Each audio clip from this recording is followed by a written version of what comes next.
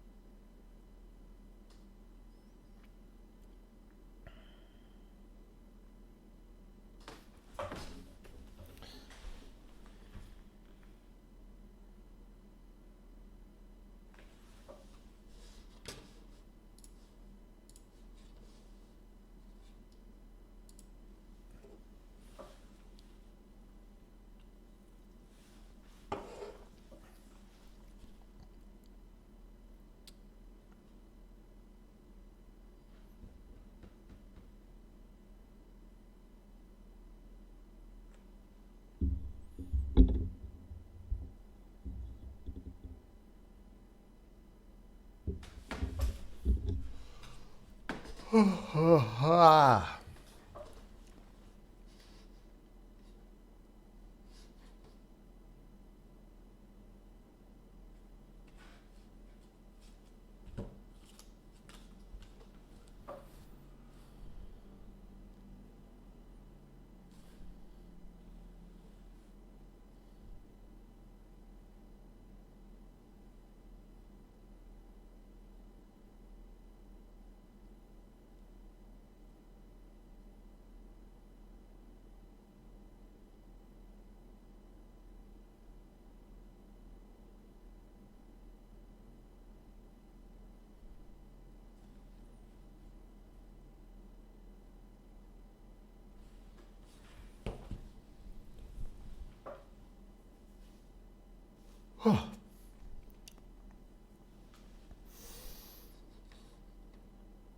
All right, so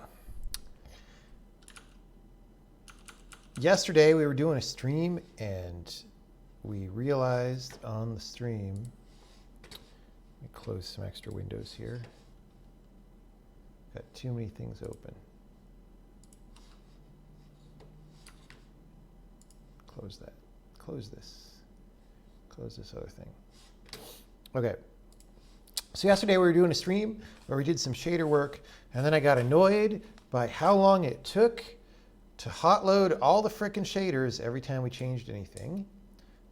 So I've changed that at work today.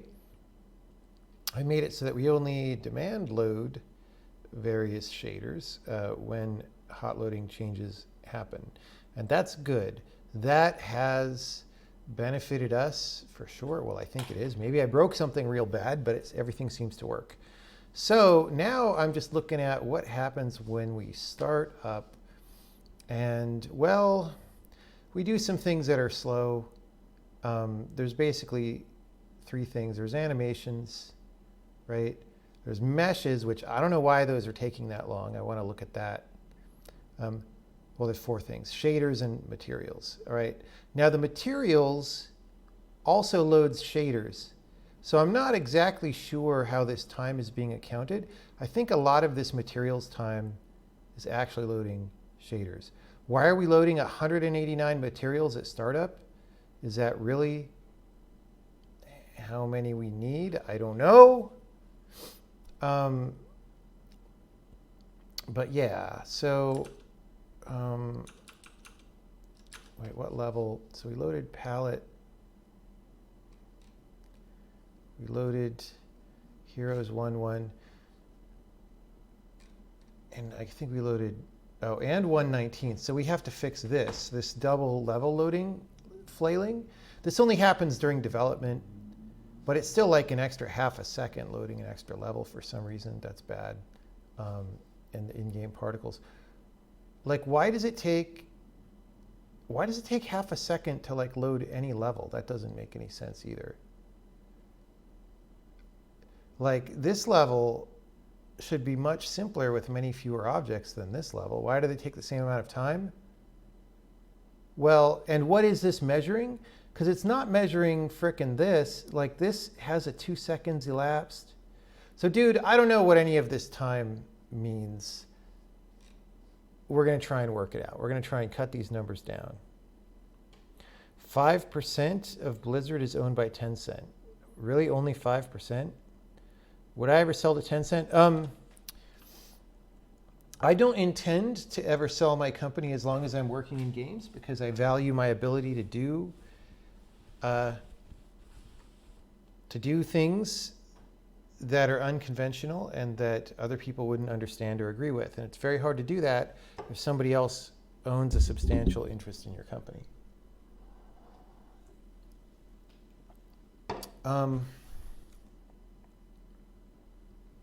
So yeah, so probably not, but who knows?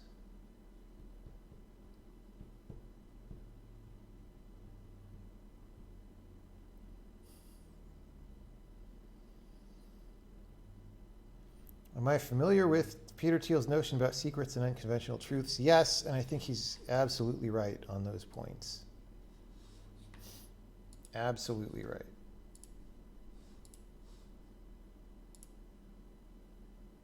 Unable to load shader. Like, we're loading a shader that doesn't even exist, I guess. Like, why?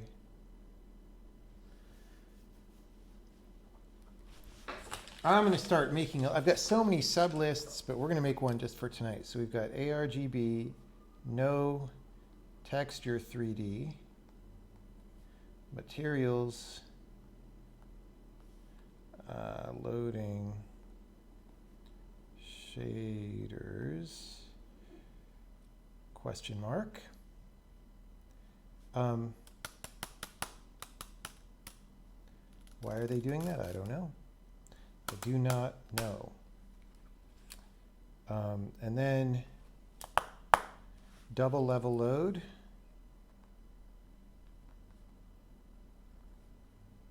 And why 600 milliseconds per level, seemingly regardless of what the level is during startup.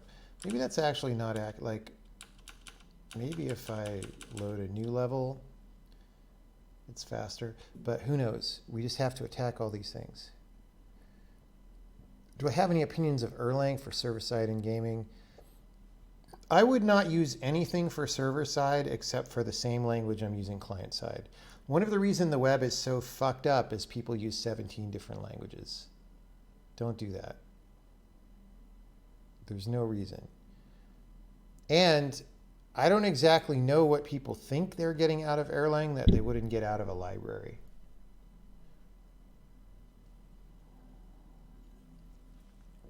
Ooh, I can have 100,000 connections, so do that with a library. Who cares?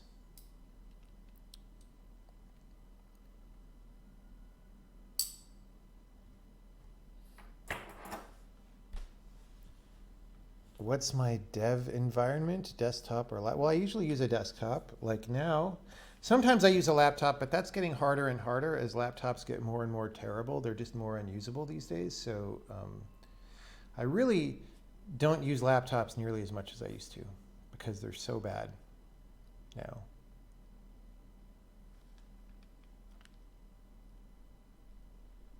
Fault tolerance? What fault tolerance?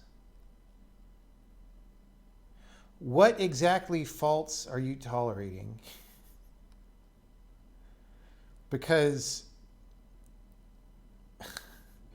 if one of your threads or coroutines or whatever does an atomic increment that has to be matched by an atomic decrement later, and then it exceptions and closes, you're screwed. You're not going to recover from that. I don't know what you're talking about, fault tolerance. Like...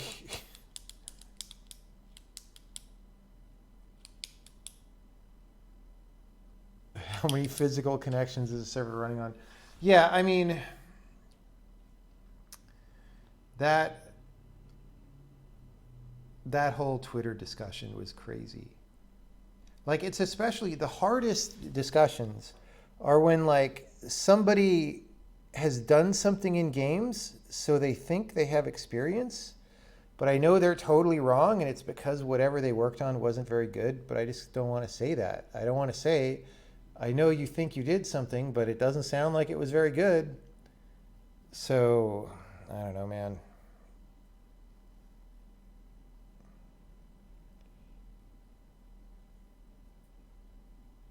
I mean, maybe Erlang doesn't even have intrinsics, so you can't do like atomic increment, but then it'll just be very unsuited to modern parallel programming.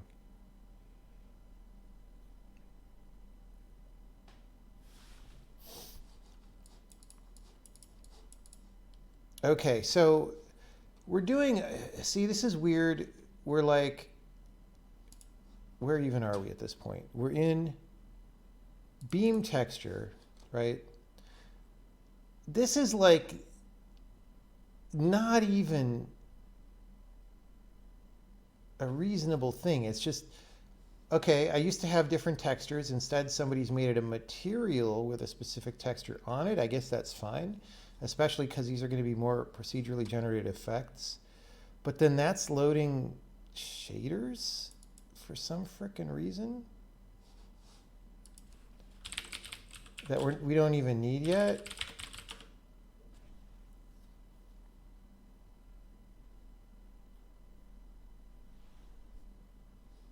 There's a shader called beam. That's not so bad. I'm not that worried about it. The thing is, we're doing all this crap for Mirage and skinning.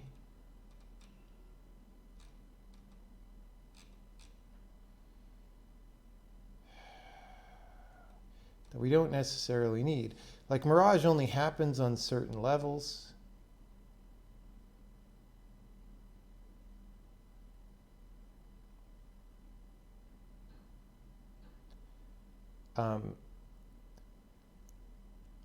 So this is actually going to happen a lot. So I think this get shader, I think we're going to go, so get shader right now actually loads the frickin' shader. And I think we don't want it to. I think we want it to just say the shader is dirty.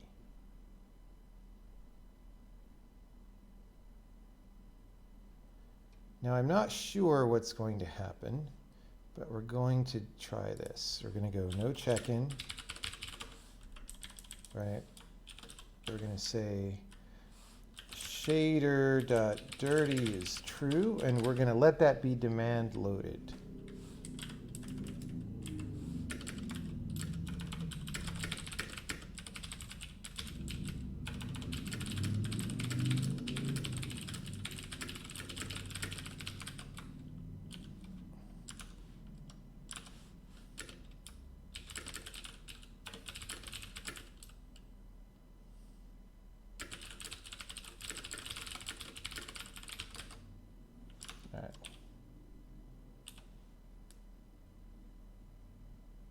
Who knows what's going to happen? Oh boy, that really didn't work.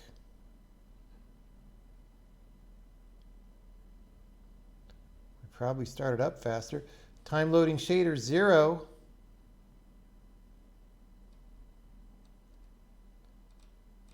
Zero whatsoever. And then it demand loaded some of them, but not all of them. Like, what's going on? Most of our shaders are just not loading. We should notice when it's dirty.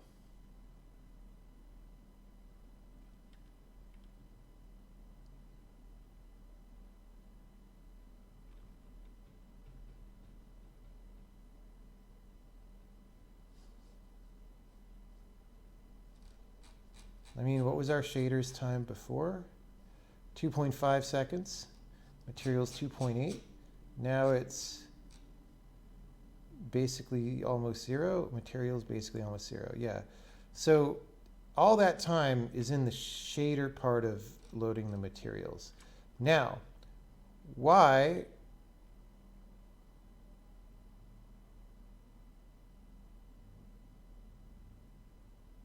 are these things not mostly loading? Right?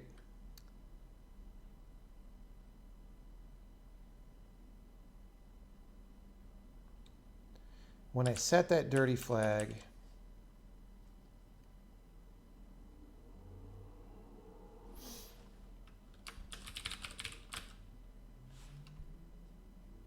when I set this dirty flag right here, that's supposed to tell us if we ever call set shader with this argument, that we should build the actual shader and with these particular options. So let me make a good debug build. I guess we'll break in set shader. And we may have to go to like draw entity mesh or whatever. All right, so here's our level. It's got a whole lot of nothing mostly.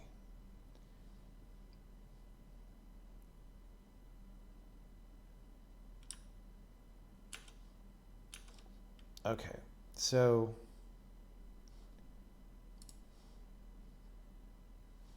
let's go to OpenGL.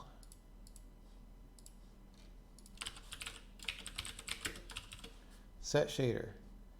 Okay.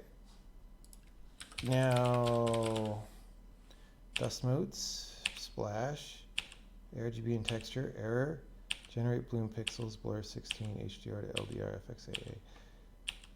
You know what? We might be, some other code might be saying if the shader's not loaded, don't try to draw or something.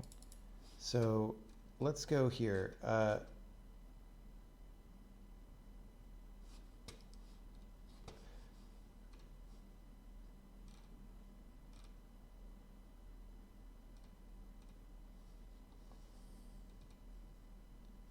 Mesh draw.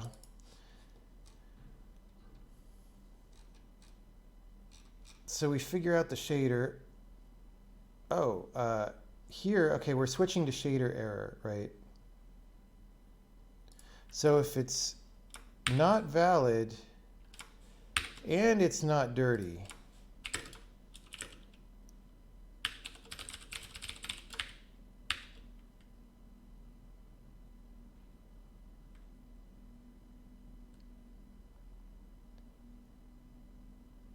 here's what we're going to do. We're going to do something slightly smarter here. Line 29, 21. So they're not valid because we haven't loaded them yet. And so, yeah, okay.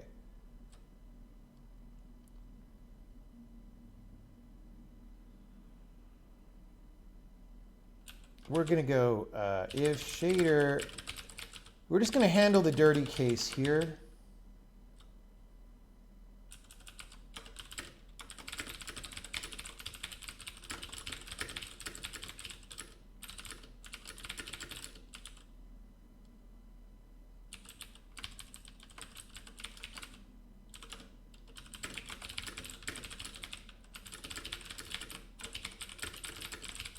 Shader error is that one that draws things as red.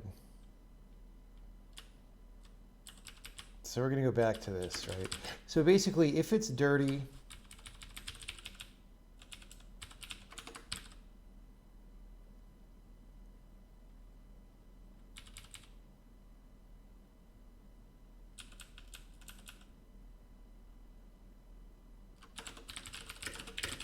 I don't know. This is maybe a little more messy.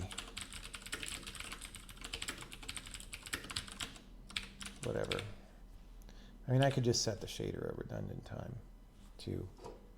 It'll early out. Hey, look at that. We have a video game again. How long did that take? I mean, the thing now is we don't actually know because now these get loaded after. I'm going to start my stopwatch. I bet it's still a lot shorter because we're not building the Mirage versions and all this stuff. We're just building, okay, stopwatch. Ready? 1, 2, 3, 4. Okay, it's like 4.5 seconds before we see this on the screen. I don't know how long it was last night, but it was like 20 seconds or something. It was a lot worse.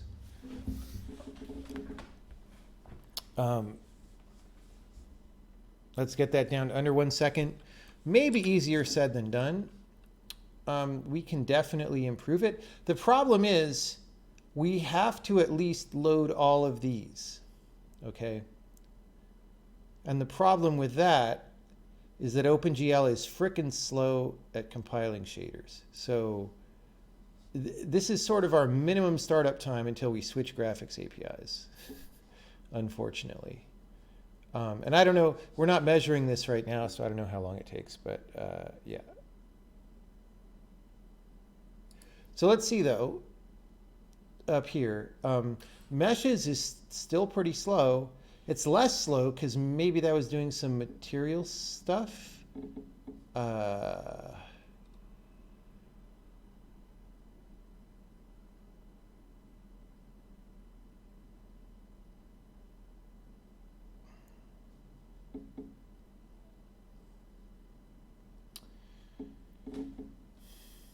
And then there's all this stuff that was happening. So these are taking a lot less time now.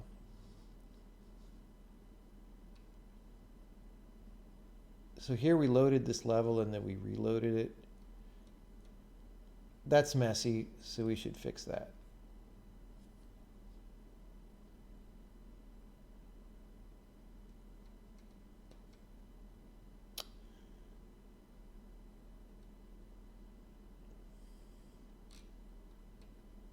Yeah, I still think this probably takes a substantial amount of time, but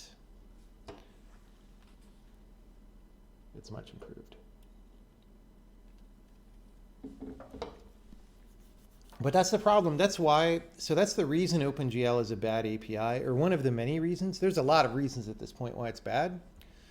But the real reason it's bad is like, if I want to make shader loading faster, it's simply not possible, because that's a line of abstraction that I can't dip below, right? With as screwed up as Vulkan is, at least if I was using like an API on top of Vulkan that made it behave in a more GL-like fashion, then if I wanted to frickin' compile shaders faster or store precompiled shaders, I could dive below that level if it was a reasonable API and do the lower level thing that was necessary to go faster. With OpenGL, it's simply not possible. It's also why the web is so slow. Same thing. Is it possible to cache shader binaries? I don't think so. I mean, as far as I understand, the only shader format in OpenGL is text. That may not be totally right anymore. I think it is still, though. Yeah, I mean, absolutely what we would do if we had the choice is save all our shaders out as one binary blob and load them all as one binary blob and tell the GPU just where they are. That's what you would do on, for example, the PlayStation 4, and it would be instant. Like something that takes multiple seconds on the PC would be instant on that console. Like literally in the noise performance-wise, right? That's how bad some of these APIs are. What's my opinion of Vulkan? I don't like it. But it's probably better than OpenGL. But I haven't tried to use it, so who knows? Okay. Why are we loading way fewer animations than before? Like, we were loading like a lot. Those must have been from the other level that we were loading. So this isn't quite a good comparison because there was an extra second in animations because we were doing the double level load flail.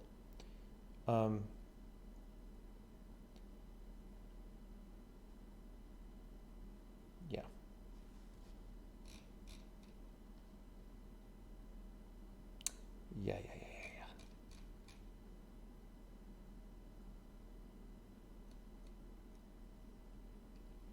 This updating light probe field thing, let me put that down on the list. I think, so that used to be a substantial operation, which is why it's there, but I think it's a trivial operation now.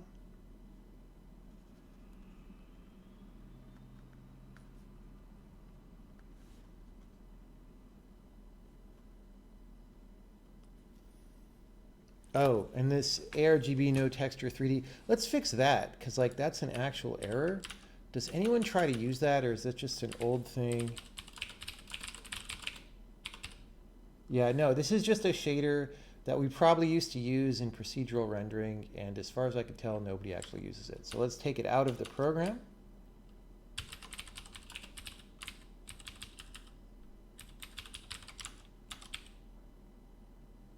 Oh, we were using it. Volumetric fog uses it. Oh, this is new, I see.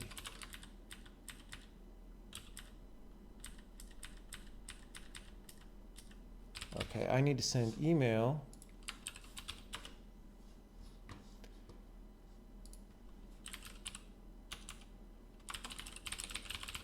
I think the shader for ARGB no texture 3D is not checked in. We get an error on startup.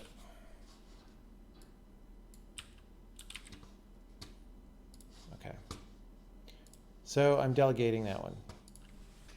What's the size of the team working on the game? It's hard to say. Not everybody works on this game, but the majority of people do.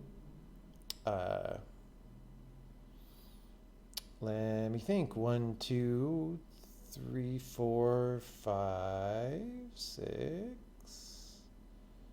7, 8. It's at least 8 people, maybe more.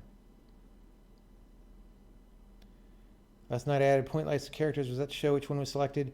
Sort of, but it was mostly just a way to add point lights to the level right now. That's all.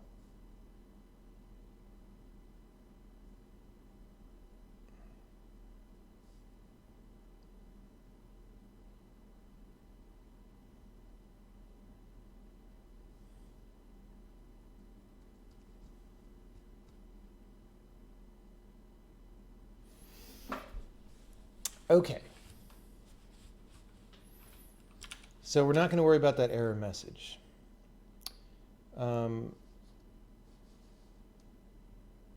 Like a lot of these things are relatively fine.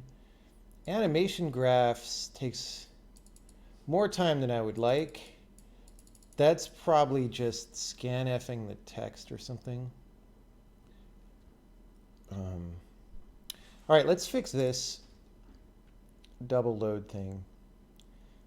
And then we'll run a Benny test because I might have broken something, honestly, with the shader loading thing that I just did. So we'll do a Benny test and we'll watch it and we'll make sure while we eat some delicious peppermint chocolate that everything looks good. Okay.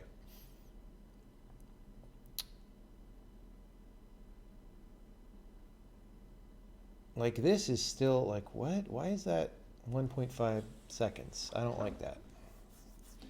I do not like that. Okay. I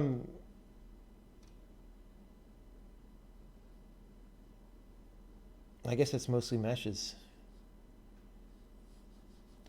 I wonder how long one of those at least is generating the cubes.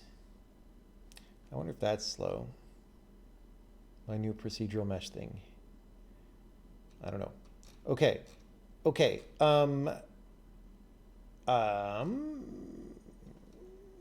Yes. So now we're loading level palette, right? And then we're hold on.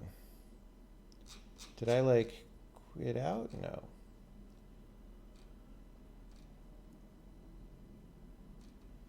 Oh, we loaded that last. I see. So we start up, we load in-game particles, which is no surprise. Why is that 100 milliseconds? I don't know. It makes me sad. We load heroes, 1, 1. Why is that 250 milliseconds? I don't know. It makes me sad, but we'll see. Then we load it again. The reason is, okay, this one is our save game, and this one is in local.variables. We're saying, hey, load this, right? So we're loading our save game, and then when we return from that, we're doing this. Now, if I was only caring about when we ship the game, I wouldn't bother fixing this, because people who play the game will not be using this. This is something we do for debugging or whatever. But you know, I might do this a lot during development, and it'll frustrate me if things are slower than they need to be. So we will fix that. And this only took an extra 80 milliseconds this time, but that's because it was the same level. When it's different levels, it'll be a substantial time difference.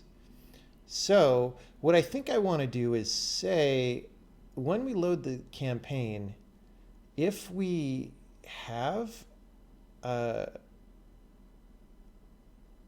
level, let's see if we can find that. But if we have that, then don't switch the level when loading the campaign.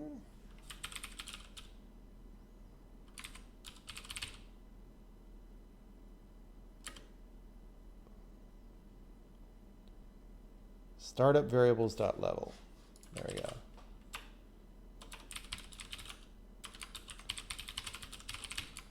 Switch to level. Okay, so this is, I believe, the second switch to level. All right. So when we load campaign, init campaign, okay, and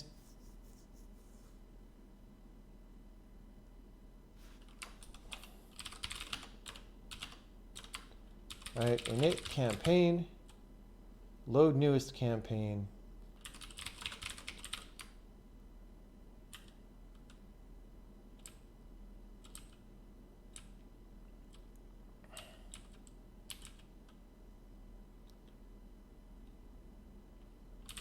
Load campaign. Optional. Oops. And then we go do switch to campaign. See, way down in here, like, do I pass this parameter to all this code, or do I just make global? Because the thing is, if I load campaign from within the game, even if this value is set, I do want to load the level, because we might just go to the load screen and load a campaign or whatever, right? So the thing is, once we're like this deep,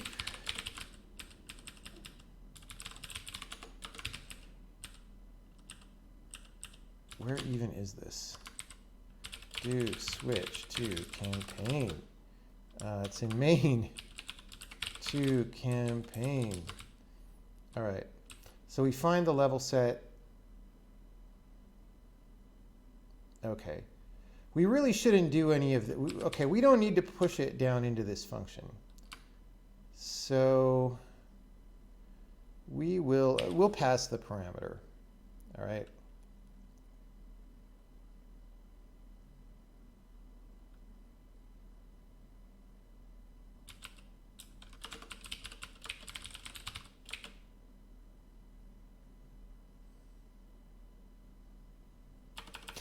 Now we still want to load the campaign because that's got other state in it that is not related to the level you're in. So we're going to cast this string to a bool, which is totally a legit thing to do in this language, right? Let's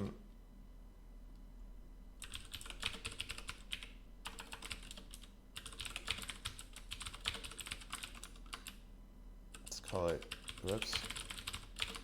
So that's going to be called skip load, and we're just going to put this a couple levels deep, right?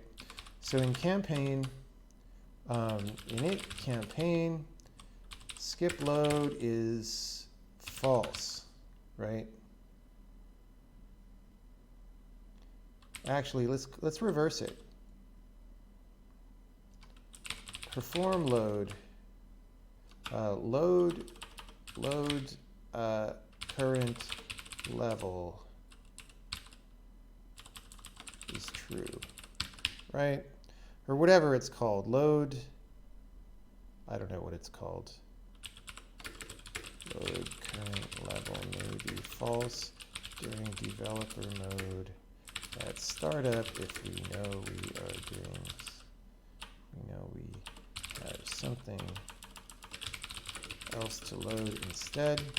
So loaded a game.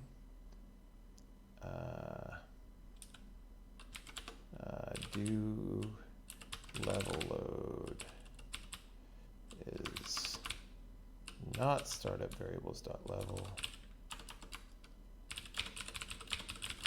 Okay, we're not even going to name parameter that. Okay, so we init the campaign, load current level, load newest campaign, load current level, or load, dude, I don't even know, load level, current level confused. Sometimes I just don't know what to call things. Load, what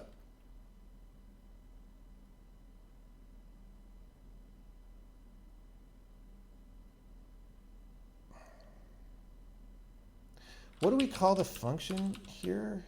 Switch to level.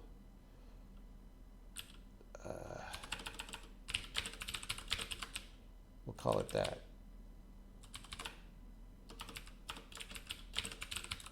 Of course, I have to edit my comment because that's the way I am. All right.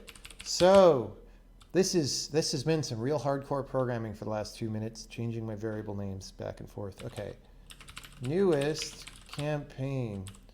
Do switch to level. Does anyone else call that? No. So we'll make that mandatory.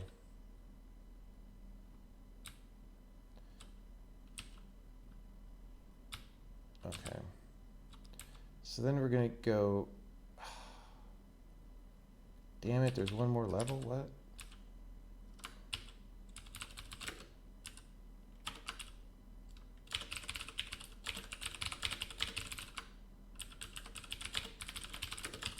Sometimes there's just too many levels.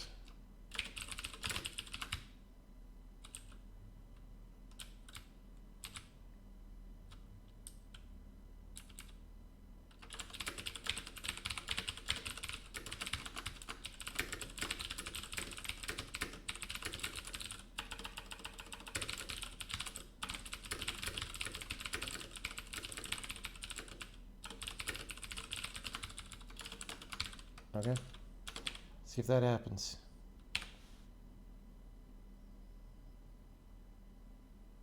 Bam. All right. So we started up. We loaded in-game particles. We loaded heroes 1-1 only one time. And then we loaded palette. And we're good. So then the other thing we have to test, because we could have broken literally anything, is this. When we start up, we also should be in heroes 1-1 because that's where we left off. But if I go to the next level, right, we'll go a couple of levels.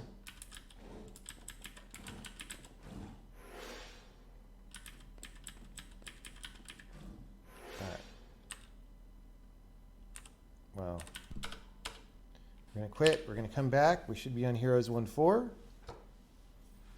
Yep. Wait. Yeah. So yeah, that was successful. Okay, now we're gonna build a release build and run a Benny test while I bake some tea.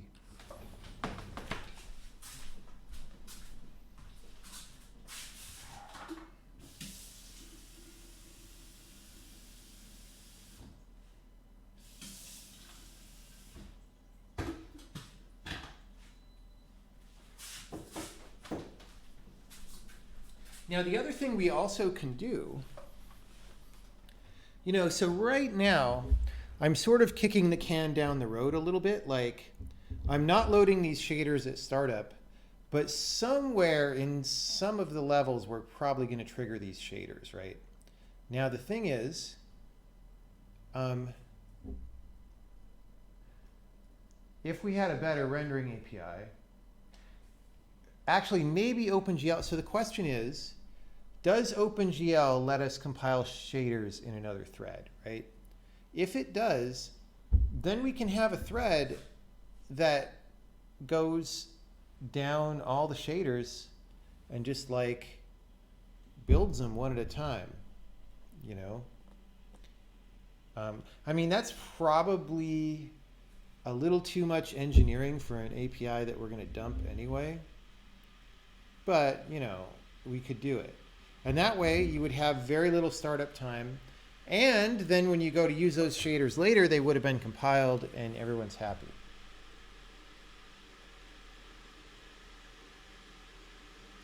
What's the minimum version of OpenGL that we're targeting? Infinity. We are not going to ship OpenGL, I don't think. There's literally no platform on which OpenGL is a good idea anymore. I don't think.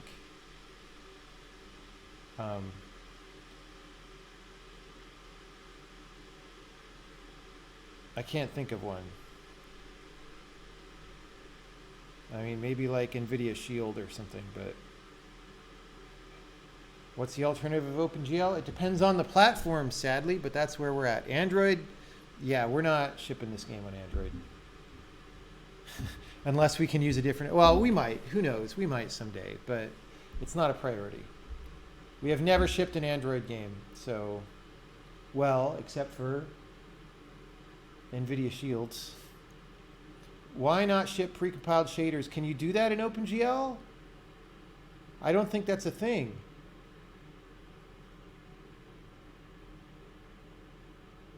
Oh, OpenGL 4 lets you do it? Well, we're not going to put that engineering work in because, like I said, we're not going to ship OpenGL probably. Can you use extension ARB parallel shader compile? Probably. Yeah, I mean, so the thing, so for like Linux, we would ship Vulkan, right? For Windows, we would ship either Vulkan or DirectX, depending on how good Vulkan is on Windows. I don't have a feel for that. On consoles, we would use whatever's the native rendering API on that console. On Mac OS and iOS, we would use Metal. There's literally no platform on which we would ship GL, basically. And hopefully by the time we ship this game, Android has its act together, and also we could use Vulkan there. Why is Vulkan so complex? Well, it's not a well-designed API, that's one reason, but another reason is just that graphics hardware is really complicated, and what you have to do on it is really complicated.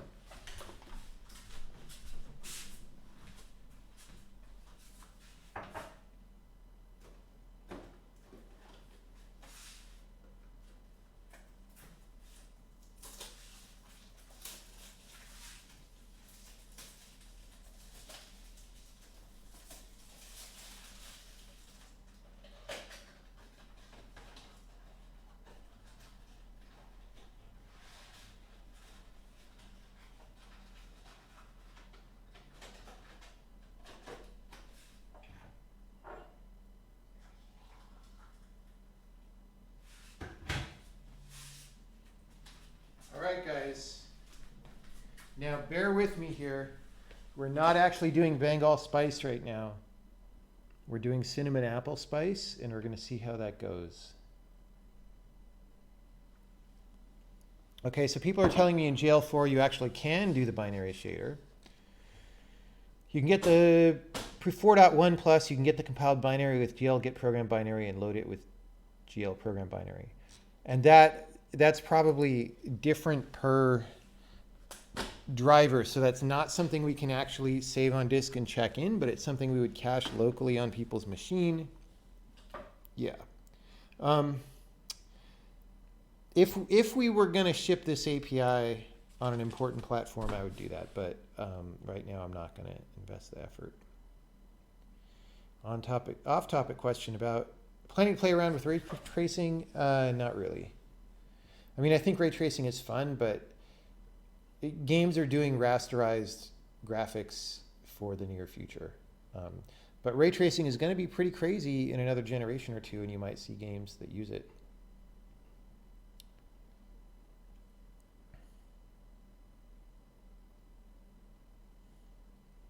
So the work to code it multiple times, DX or Vulkan and Metal, is worth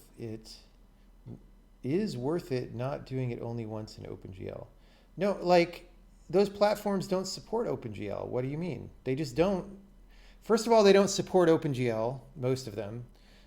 Some of the ones that do, like macOS, it's deprecated and really doesn't work very well. And OpenGL itself has a lot of performance problems. Like I said, you can't dive below a certain level of abstraction, and that level is too high for serious graphics work in 2019. So it's just not, there is no platform on which you would like to use GL if you had an alternative, if you're doing a serious program. How do those crystal rocks do real-time reflections? Because you can copy that technique for omnidirectional lights. They're not really doing real-time reflections. So what's happening is, let me get this up on the screen so we could talk about it. I actually am not sure exactly what they're doing, but basically there's a technique called a distortion buffer, or well, you would call it different things at different times. But actually, they're doing a pretty good job, aren't they? I'm actually not quite sure what we're doing there. Like it, so I assume that this is some kind of screen space reflection that just happens to be doing a really good job of looking like it's got me in the right direction. So what happens is, to do this kind of technique, typically you render the whole scene without the reflective objects, right? You just render the opaque objects and whatever, and then you make a copy of that buffer and you use that. And then you do some math to sort of like look up different positions on the screen based on, you know, what the normal is at each pixel and stuff. And you do that to like offset the texture coordinates of what you're reading, right? And so it looks like it's doing a good job, but that's sort of in part because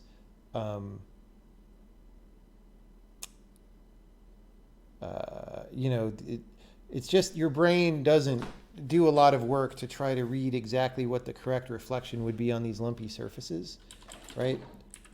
I really don't think we're like rendering cube maps for each of these. In fact, we're clearly not. Like, if you just imagine, like, this reflection here looks pretty wrong. Like, if you just think of a ray going from your eye or from the camera position to those red pixels, like sort of toward the top of the cube, the place where they would bounce, that's not going to hit the guy's head. It's just not. Right? It's not remotely going to do that. But sort of what's happening is just like, oh, the normal is vaguely pointing this direction in 2D, so we're going to sample from that direction. I think. I didn't write that code, so I don't exactly know. What's poorly designed about it? I already just talked about that for 10 minutes. I'm not going to repeat it. You can go watch the VOD. You need to specify image formats multiple times. No, I mean, OpenGL is just not usable anymore. It's been trashed and trashed over the years.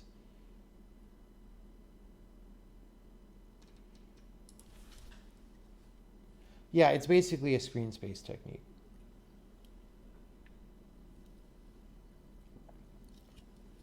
Could also use that for refraction, yes. There probably is a refraction component on this.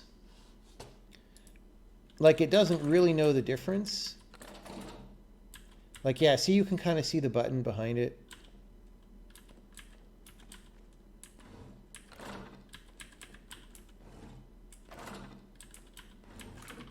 Yeah.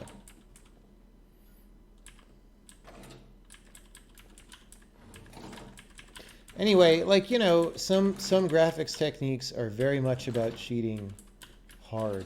Now, I stayed away from that kind of thing in The Witness I didn't want like cube reflections because they're, or cube reflections or screen space reflections, because they're physically wrong, and the witness is all about things that are physically correct puzzle-wise. So you'll notice that there aren't, there aren't shiny things in the game, really. What's badly designed about Vulkan? Yeah, I mean, I don't want to say too much about Vulkan because I just don't have firsthand experience with it at this time. It's just my impression that it's way too hard to do things in Vulkan, and it's not really at the right, like it's still kind of trying to be high level and trying to be low level at the same time, and you want to kind of pick a side, or you want to build a correct layer cake. But I don't have firsthand Vulkan experience, so I shouldn't say very much there. Yeah, cube reflections are physically wrong. Yeah, so basically, they do this weird thing. You pick a point on the surface of the object, and you pick that normal and use that for reflection, right? But the position that you're casting from to get the color data is the center of the cube map, which is probably around the center of the object, right? So it's a reflection from the surface of the object, but from the center of the object. And that really matters, actually, a lot in some cases.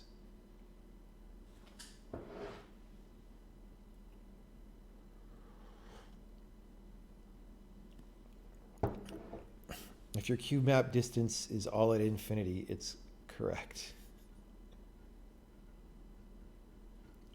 Yeah, you would need a cube map per pixel on the surface in order for it to be physically correct. At which point, it would be much faster to ray trace.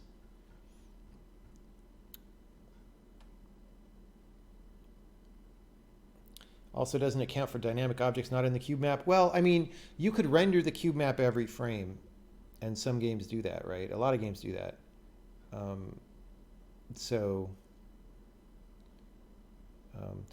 I mean, that used to be insanely extravagant to do it, but now GPUs are fast enough that you can do that. So, if you render the cube map every frame, you don't have a problem with dynamic objects.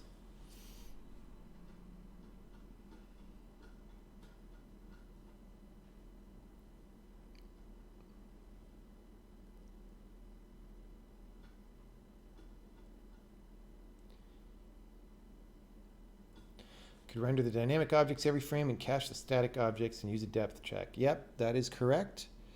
GPUs didn't used to be good enough to do that because like depth cube maps weren't really a thing, but now they are.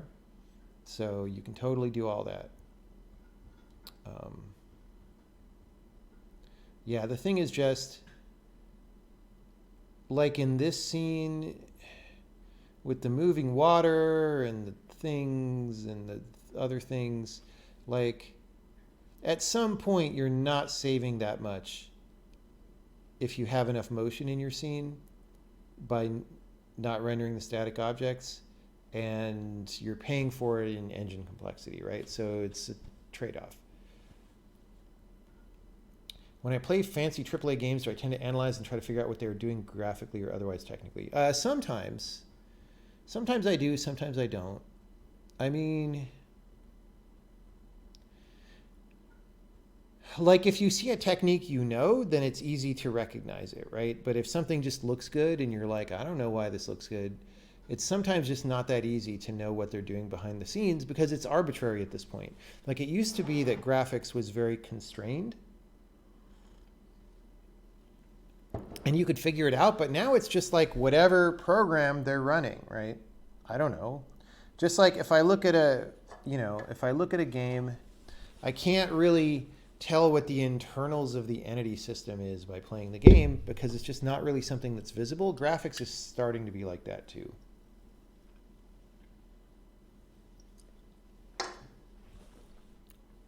Where it's complex enough that you're just like, I mean, maybe I could pick out some techniques, but who knows?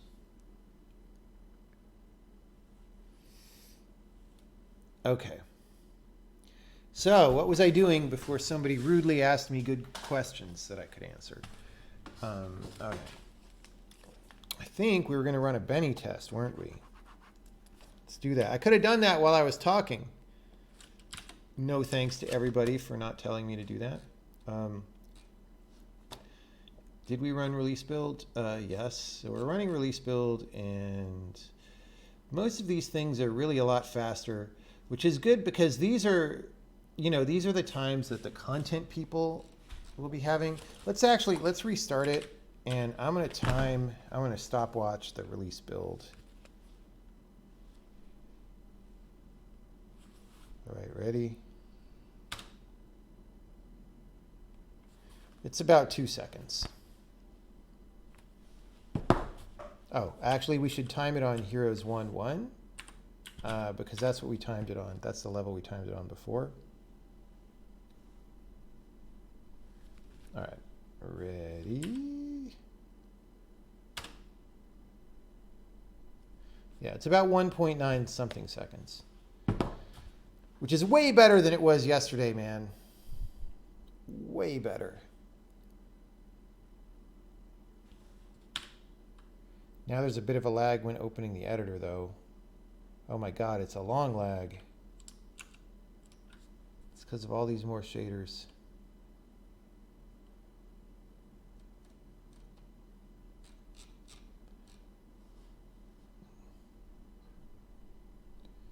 Who's using glitter test A? Like what? And why are we doing it with different flags?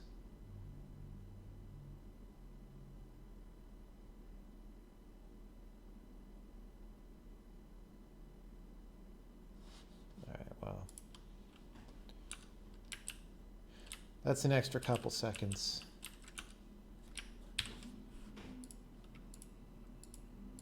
Uh-oh. We don't need to do the Benny test because I can't see my frickin' selection. That's broken.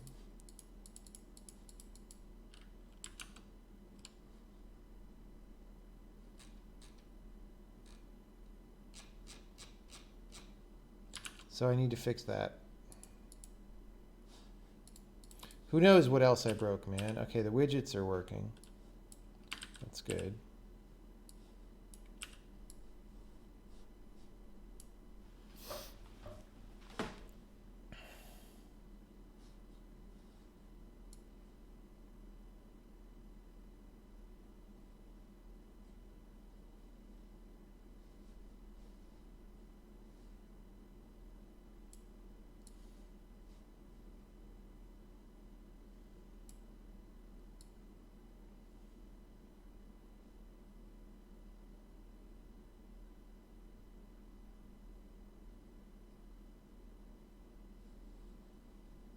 Just moving light sources around, don't mind me.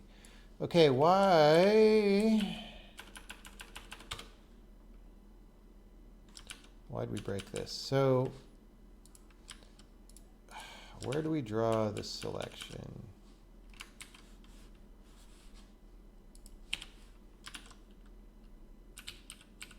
Do we have like wireframe?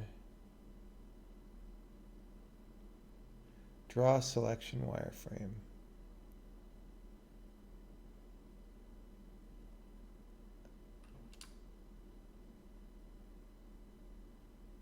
Wait, that's... I wonder if I turned it off somehow. Draw selection.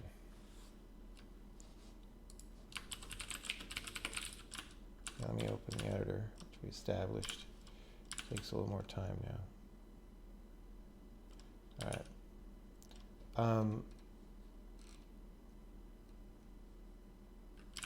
Okay. So that's selected. I should see the wireframe. I do not. Okay, we're in draw selection. That's good.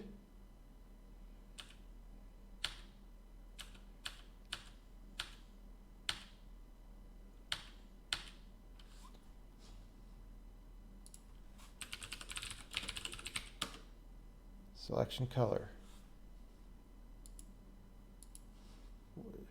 Does set material parameter want the shader to be set? Or to exist? I hope not. We'll see. Let's make that our breakpoint in case we don't figure this out. We're past it right now, but so we're calling draw mesh entity.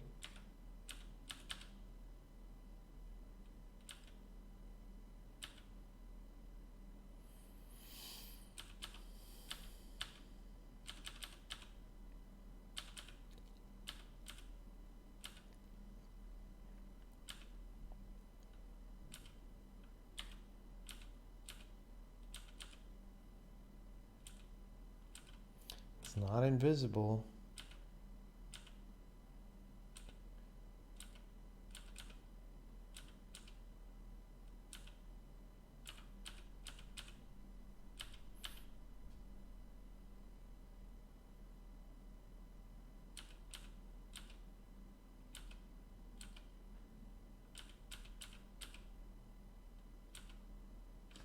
Do we have it skinned? I don't think so.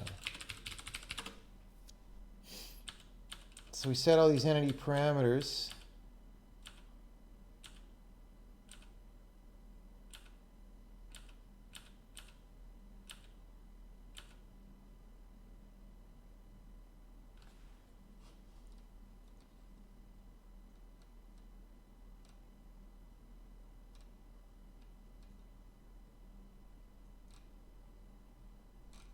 All right, wow, we do a bunch of stuff.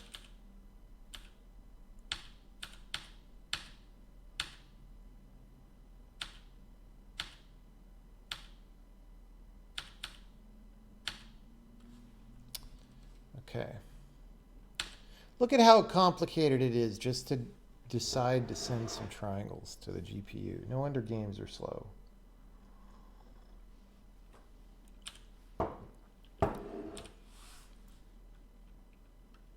Oh God, it's in the translucent.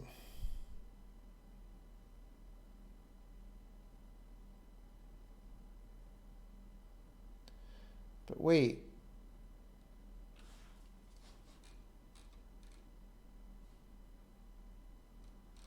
Okay, this is not actually going to draw.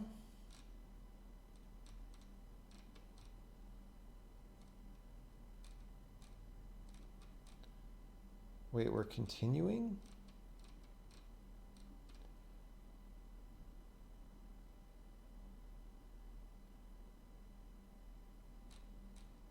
Wait, what?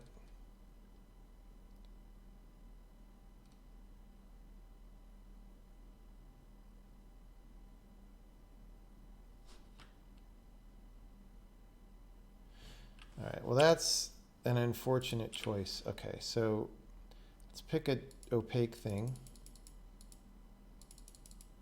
right? We're going to go back to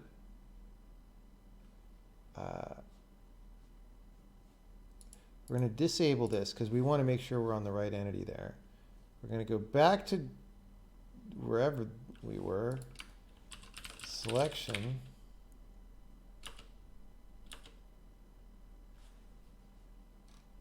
Right? Draw selection. We're going to go back here. Okay. And then we're going to re-enable this breakpoint, and then we're going to go here. So this is in the stack from wait,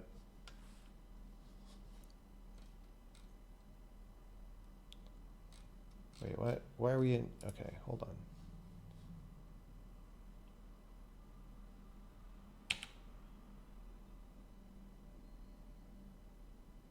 Now I'm confused. Wait. Okay, never mind. Let's do this again. Okay, we're in draw selection. So I'm going to set this breakpoint, which is in. Oh, that's also draws. Wait, what? Okay. This breakpoint. Okay, now that's why I was confused. This breakpoint I do not care about. We're going to go here, and then we want to go way down into draw frickin' mesh where we were. There. No, not there.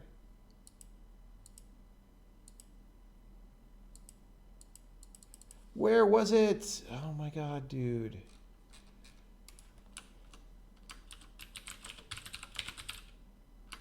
Now I've edited my file accident. Dude, computers are a disaster. All right. Draw mesh entity. So we were like in this. And then that calls like mesh draw, right? Mesh draw. I just didn't put my breakpoint in the right place. So we did all this stuff. And then we were kind of here. So let's break there. Okay. So now we're in draw selection, and then we're several functions down. This is where we want to be. Okay.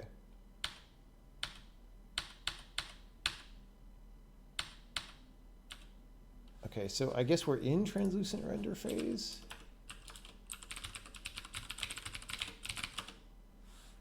Why?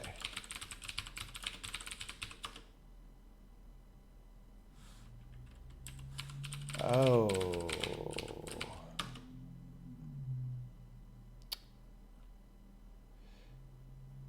I think we're rejecting, this must be new code. I think somebody else broke this.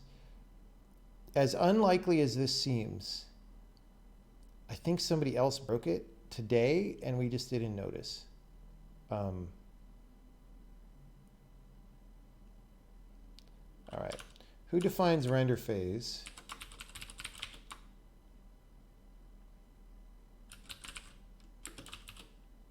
That's in draw as well. Because what's happening is we're drawing the whole scene. Like we're in draw selection, which is after we finish the whole scene. Like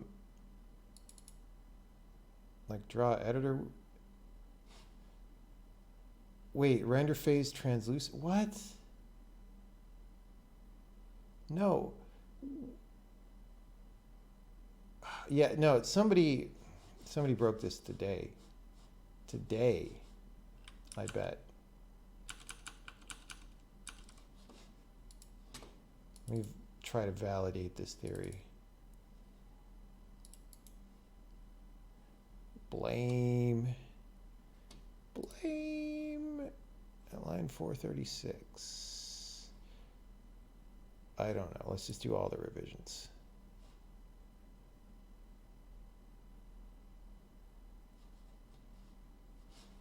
Okay, 436.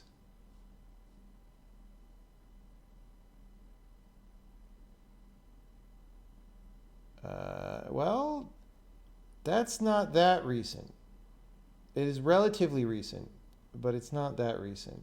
So maybe the thing that rejects it is recent, this one.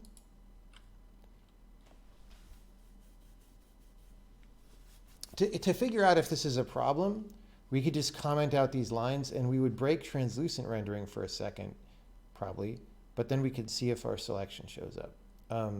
So this is 2882 in draw.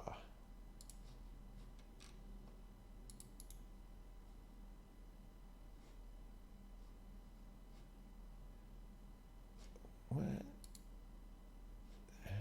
There's too many things on the menu, man. Too many things.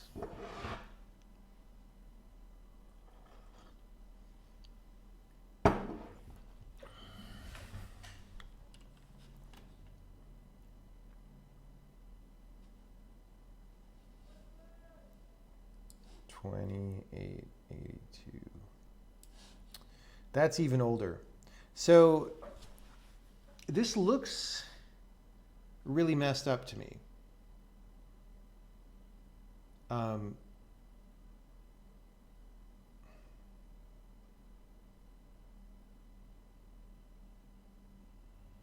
Although maybe this works right. Like maybe, I don't know what this flag actually does. Maybe this ends up doing the right thing.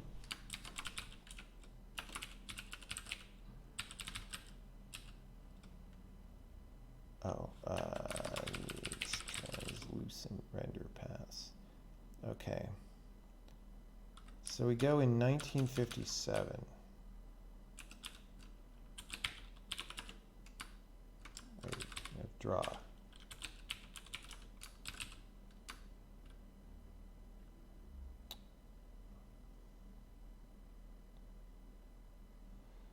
Okay, this is deferring it till later.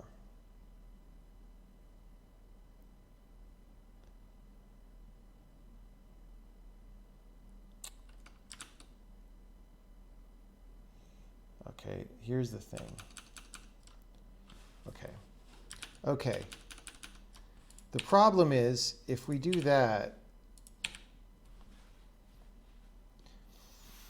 let's make a whole new universe with nothing in it.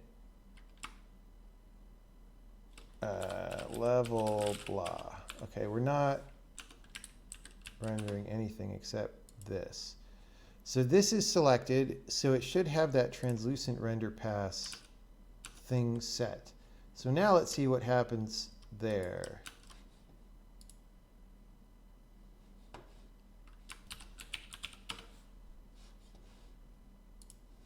Okay.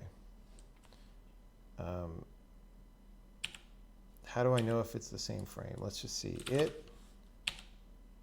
Yeah, there's only one. It's the same thing every time. So there's only one thing, and that should be what we are selecting. So draw a mesh entity.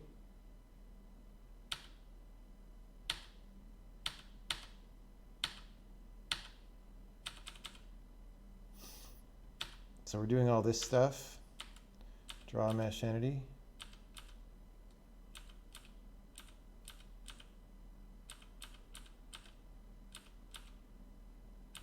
Mesh draw.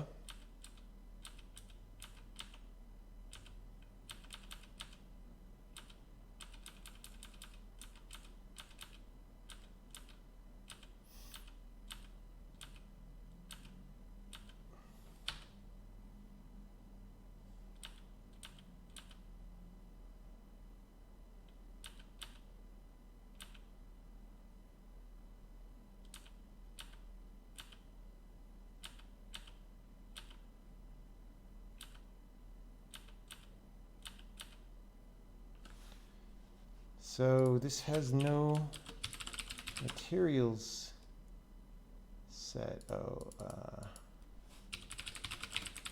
I don't think that, oh wait, no it does.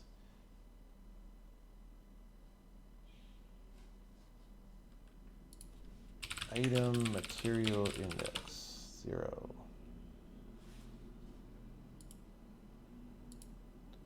So that material is set to null. So we don't really set it.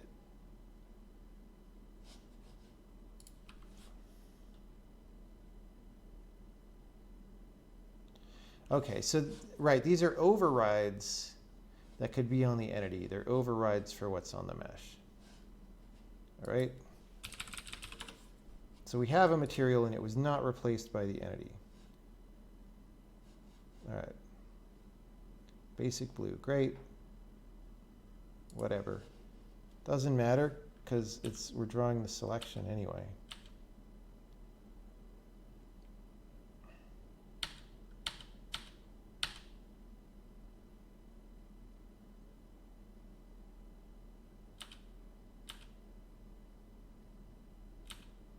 Why are we doing this again?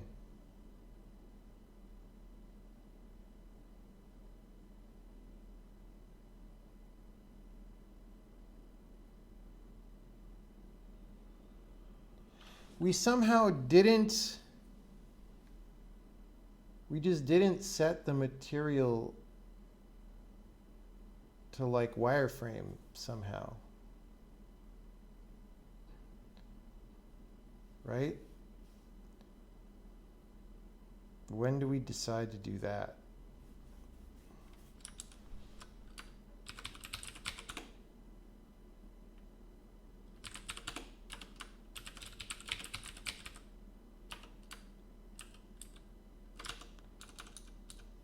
All right, let's get rid of these.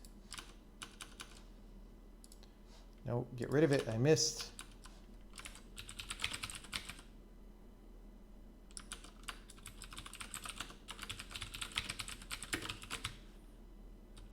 Okay.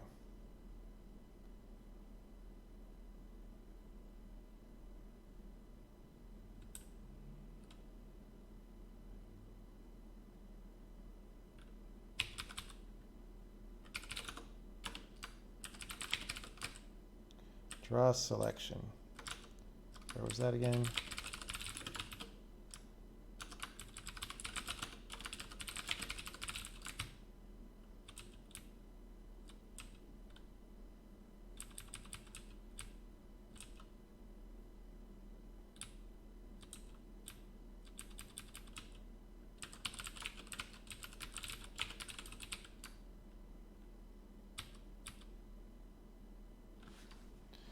Material underscore selection. Oh, right. So we have this material override that we're using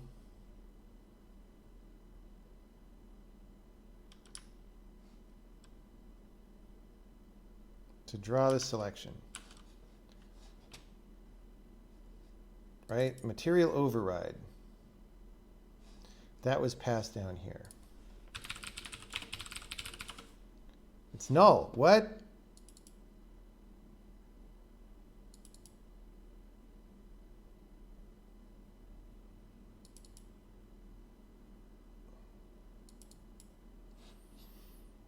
Oh, because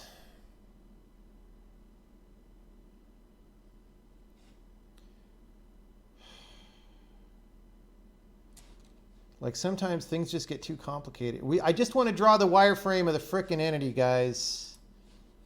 Why is this so hard?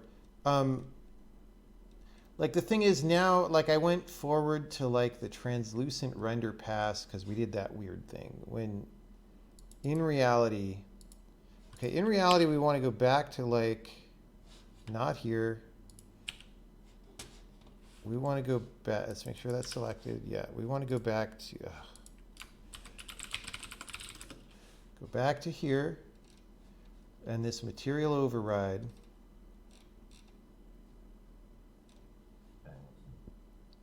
And like, is that material null somehow? No. Selection, it's the material selection. So, is that not translucent? Maybe the call is translucent material. Check something that's not initialized because the shader is not loaded.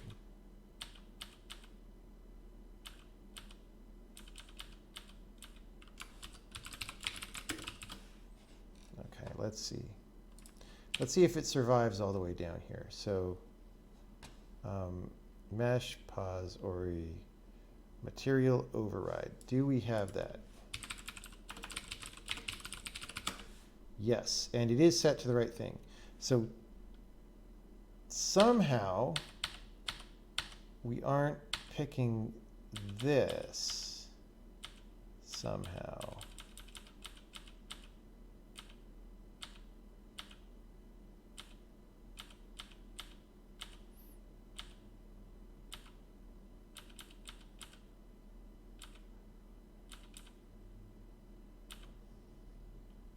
Material is material override. All right. Still selection. Shader name selection.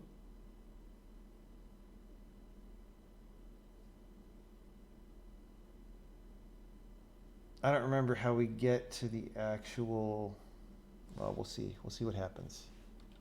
Right? Because it's claiming that it's not translucent down here.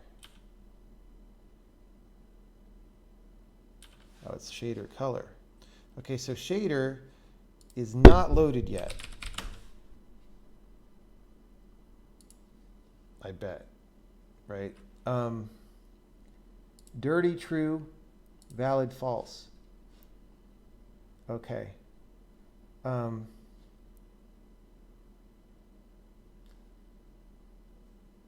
But we're just checking the material flags here.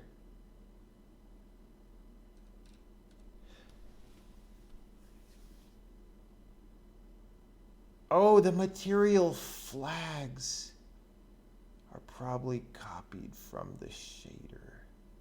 The translucent flag. Okay, that's a thing that I unknowingly broke.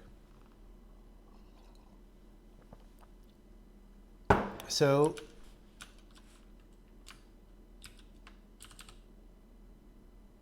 where even was that? Material.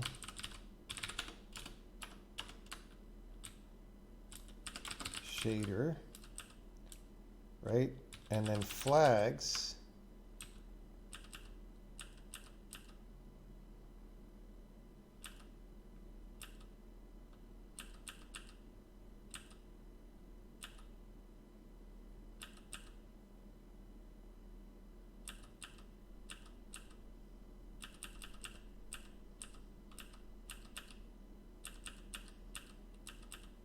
Just look for translucent. Okay. Hey, look. Yeah, we look at the shader to decide. And guess what? We haven't loaded the shader. We haven't loaded the shader. So how bad is that?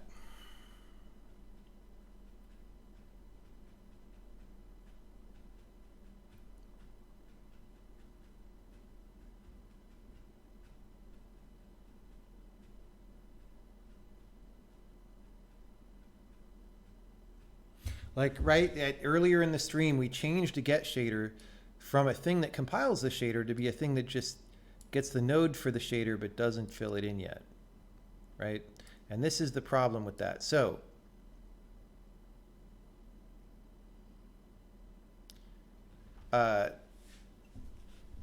well, it looks like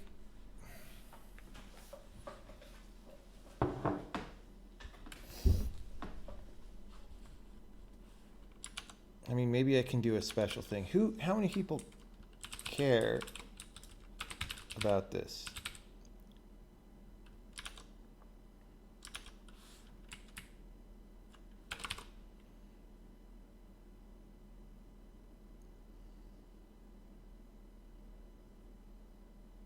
Literally just this one if statement. Okay. This cannot be here.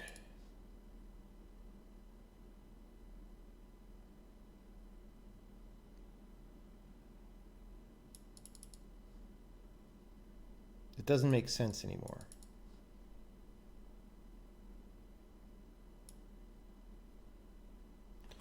We're going to just do this.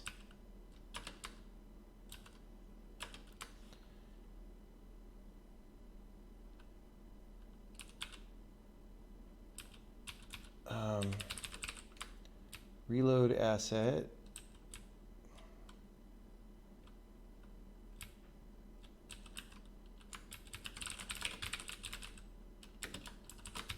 Is that just where I got this from? I think so. So who knows? Actually, no, it's not.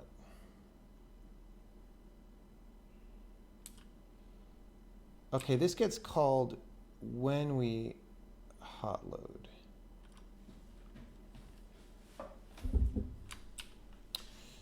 Ugh.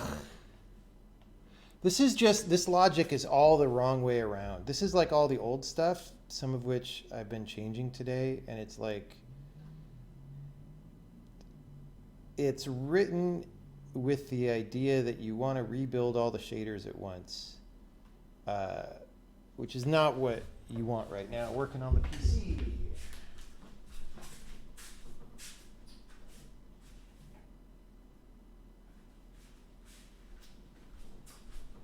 So like this whole thing, like, oh,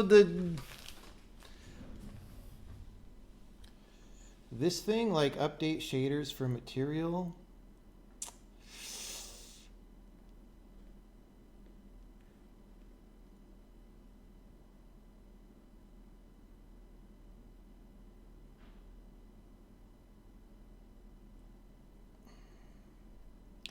It's like, this is one of those times when I'm like, do I just have to redo a lot of this, or do I just live with it for a little bit? The problem with living with it is there might be bugs, but as long as there aren't obvious bugs, then eventually we're going to switch to a different API, and we'll probably change a lot of this anyway, naturally.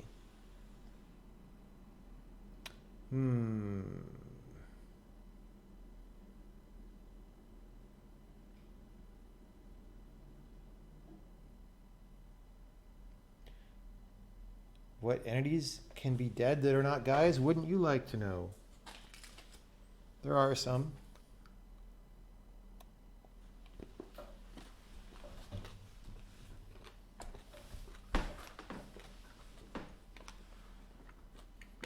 Was that a comment? In the code?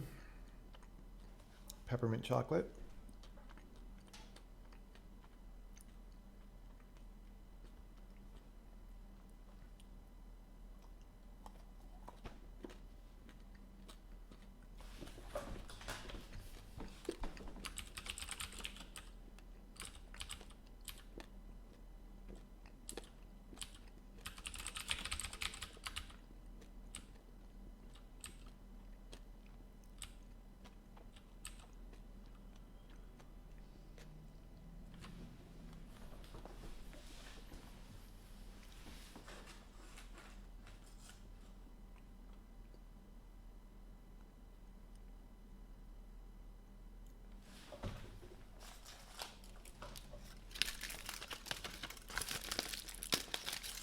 So I think it was the bottom of this. If I Control Z, do we go back down there? Yep, that's where I got that from.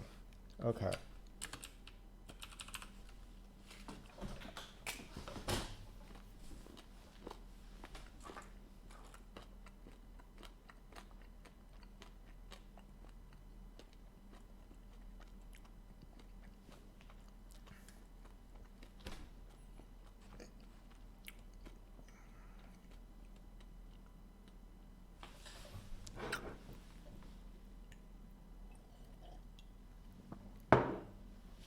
Well,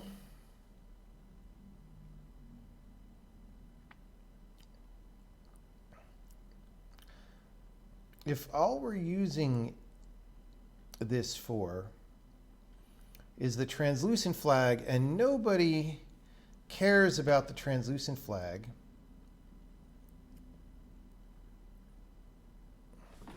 then here's what we do.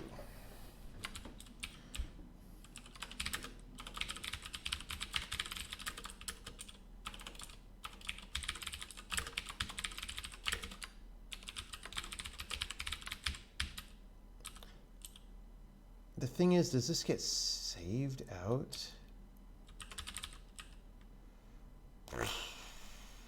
Okay. Rule number frickin' 1. If you're going to save the flags... Oh, he actually saves it. He actually saves the string name of the flag. Okay. Props for that, but it does make loading them slower.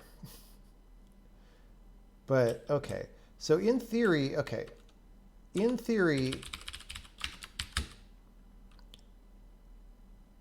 I'm just changing the name to force myself to fix it. In theory, this is okay to delete because we save the names. All right, so. Achoo!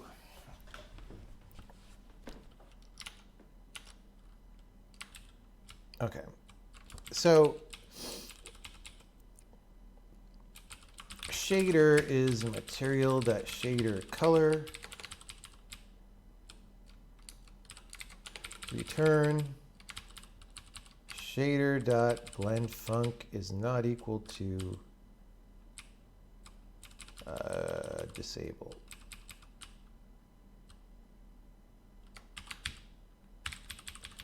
Seems simple enough. Now in here we have to make sure the shader is loaded. So dirty. We don't want to set shader. That's an OpenGL. We don't want to set shader, but we want to do reload single shader.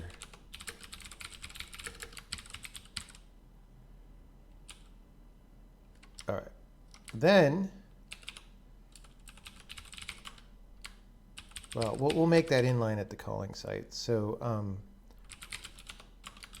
translucent. Okay. So we're going to say inline is translucent material, right? Because that's literally the only place we care about that.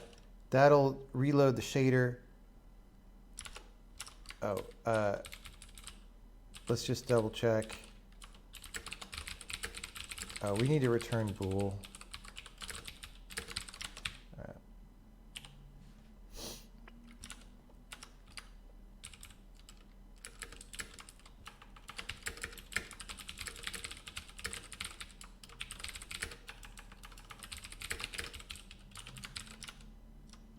Okay, there.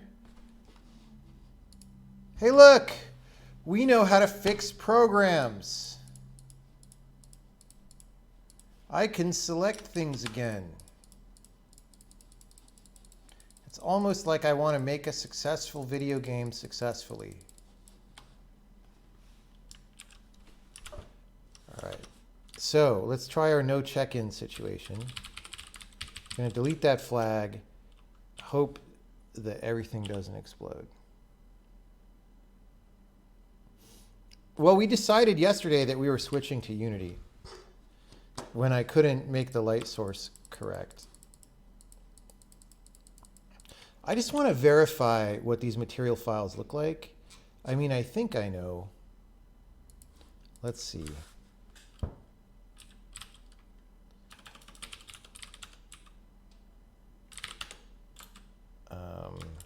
Dragon. Look at all these materials, dude.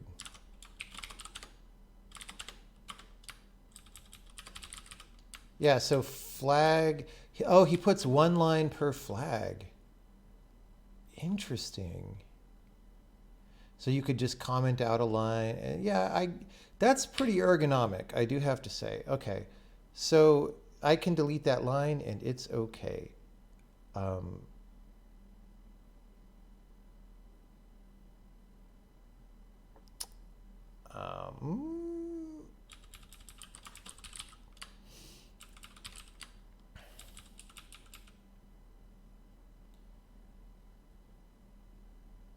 Right, so we iterate over all the possible flag names.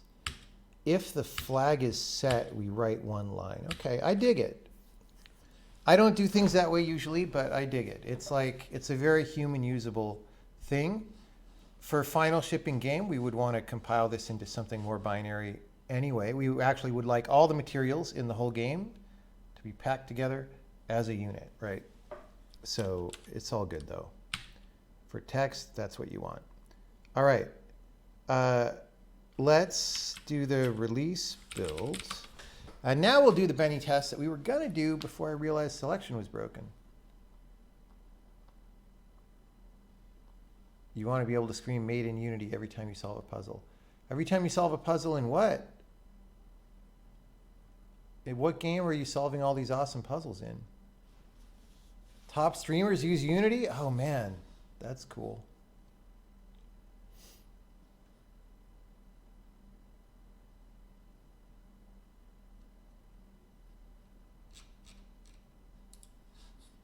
Making a game in Unity is the puzzle.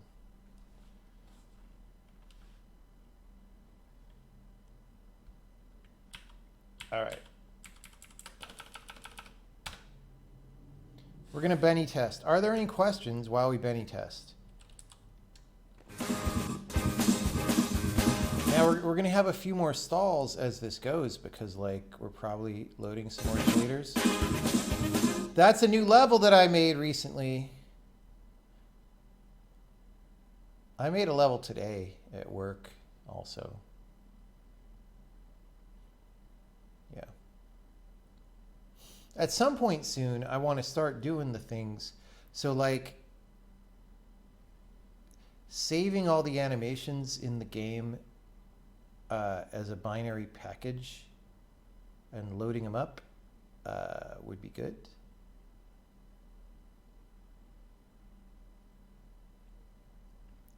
I don't think we'll do that tonight. Oh, maybe we could start that.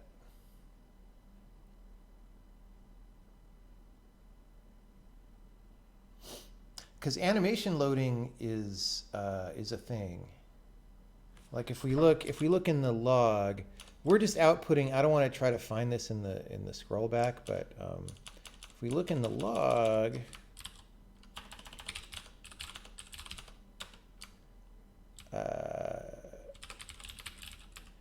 well, okay, we only load 2 animations at startup, but honestly,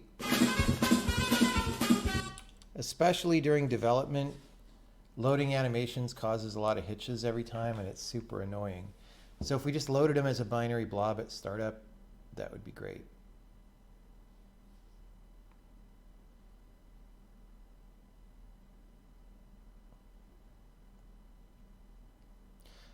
Maybe we'll do that on stream sometime soon, like port the zip file, simple zip file loader from the witness, you know.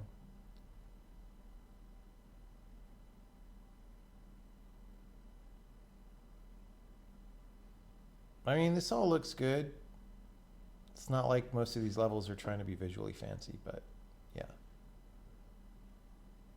Unity announced they're going data oriented. They announced that like 1.5 years ago, guys.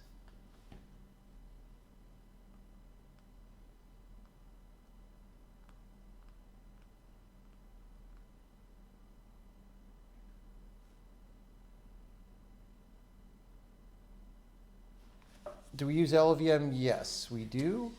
The compiler does not need LLVM to work, but LLVM is used to generate optimal code. Why did that take 30 seconds to compile? Because LLVM was optimizing it. We haven't really done the cost-benefit analysis on which of those optimizations are actually worth doing, really. So, yeah.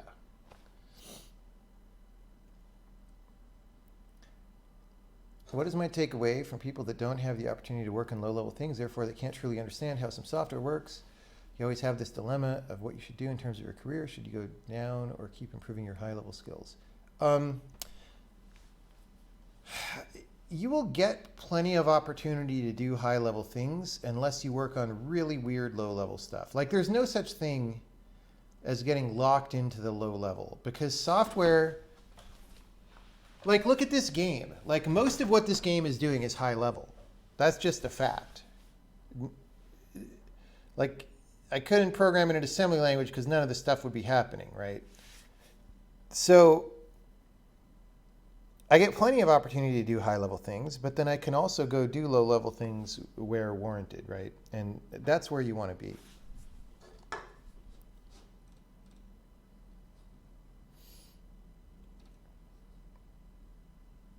Any tips in general for someone just starting rolling their own simple engine for 2D game? Yeah, you got to work hard. Not just because making an engine is a substantial amount of work. I mean, 2D isn't that bad, but you know, depends on how you're building it. Are you drawing the pixels yourself? Are you using Vulkan on the back end? Whatever.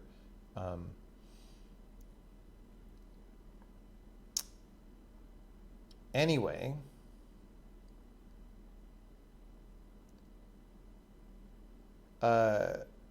It's not easy, right? So there's that. But also you learn faster if you work hard, right? Because it's just the more you like knuckle down and do what needs to be done, the faster you get through the problems and can see the further problems that will inform you more effectively about what you need to do, right?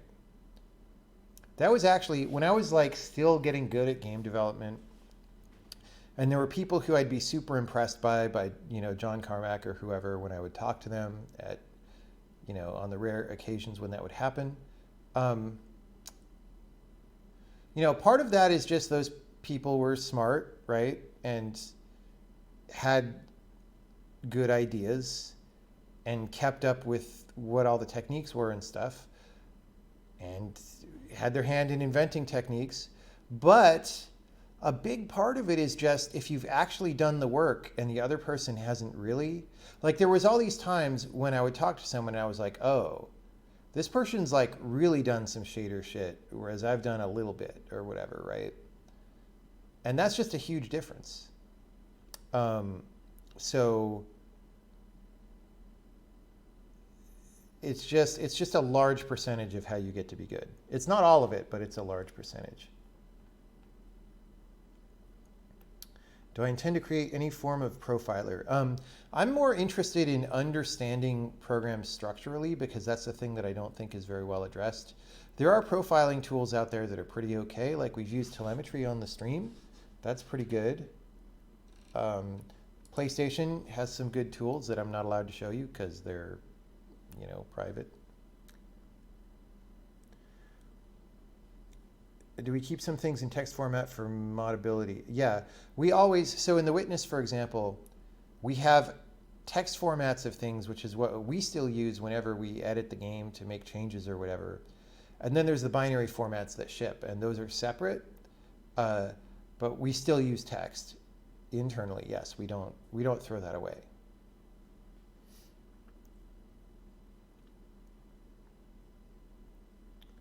I just said that 2D isn't that bad. Have I looked at Miyagakure's source code much? What? Are you confusing 2D and 4D? Like what are you saying to me right now? What are you even saying to me? Oh, I see. You're extrapolating. You're not saying that Miyagakure is 2D. I misunderstood. You're saying, does it get more complicated each dimension up? And the answer is yes.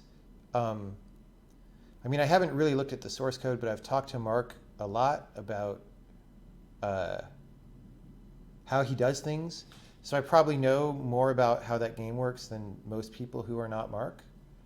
And even then, I don't pay super attention to the details because I just have a lot to do. But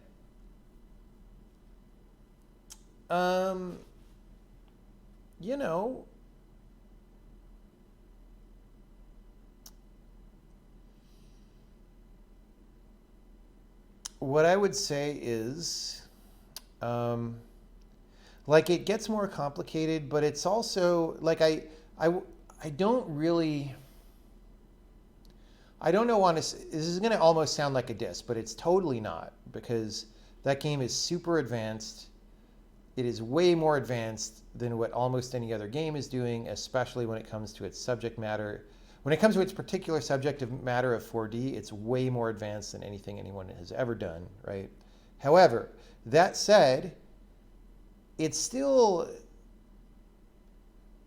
like it's not as 4D as a game that like native 4D creatures would make. Do you know what I'm saying? Like it's still heavily catering to the fact that the player's mind works in 3D, even though it's 4D behind the scenes. And so the kind of shapes that you could have in 4D and whatever never get too complicated, right? The rendering techniques and stuff, even though they're made to deal with 4D shapes, like they're not as high powered and high quality as the things that we do in 3D today in 2019, right? So yes, the 4D adds some extra complication, but maybe not as much as it would if we were actually 4D creatures and developed 4D graphics to the same point that we currently have 3D graphics quality-wise, right? Hopefully that makes sense. Hopefully you know what I'm saying, right? I'm not saying anything negative about the game at all. No, I wouldn't say 3.5D. No, it's a 4D game. It is a legit 4D game. Like when you say 2.5D, for example, in games, you're saying, well, the map of the game is sort of 2D, but the walls are extruded up, but they don't totally exist. They're just represented by a scalar or something. That's not Miyagakure. Miyagakure has legit full-on 4D shapes that require a full 4 dimensions. They're not compressible into 3 dimensions, right? Okay. However,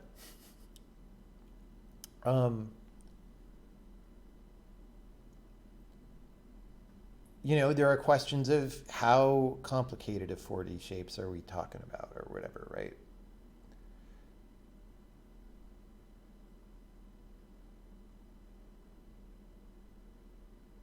Yeah, no, it is not 3.5D. It is 4D. Why 3D instead of 2D for this game? You'll find out when you play it. You'll find out when you play it. Okay. So I think we succeeded. I think we're going to check this in and hope we didn't break too many things. Even though, like, a lot of this material stuff, like I said, is structured differently than I would like it to be right at this second. We're going to live with it. Improve startup times by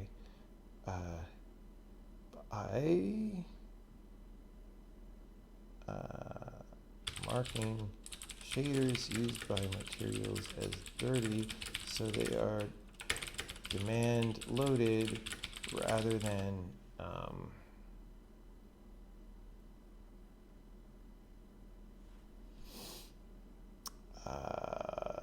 compiling all shaders immediately at startup. Now the problem is we still pay for a lot of that for some reason when opening the editor. Oh, no check-in, shader catalog. What did I leave? Oh yeah, this thing. I mean,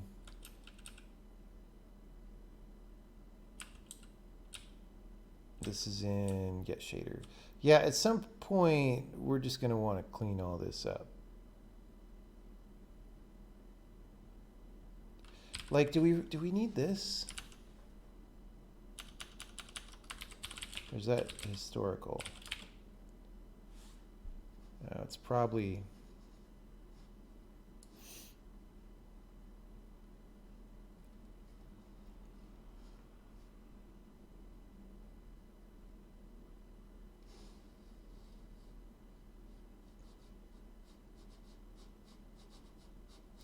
This is weird. Having this options hash is a little bit weird because comparing strings in this case probably isn't really slow. Because if you generate the same string, like strings are going to have different lengths if they have different number of options usually. And so it would be about as fast as the hash. I don't know. I'm not going to worry about it. This is probably a translation of what happened in the witness.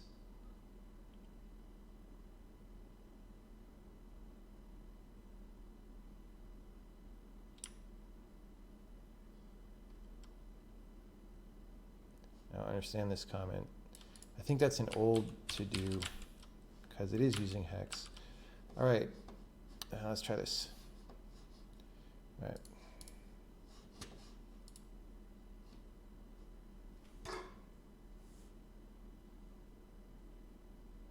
Do I think someone just starting out should write their own platform layer, or is using something like SDL enough? I mean, it depends on what your interest is.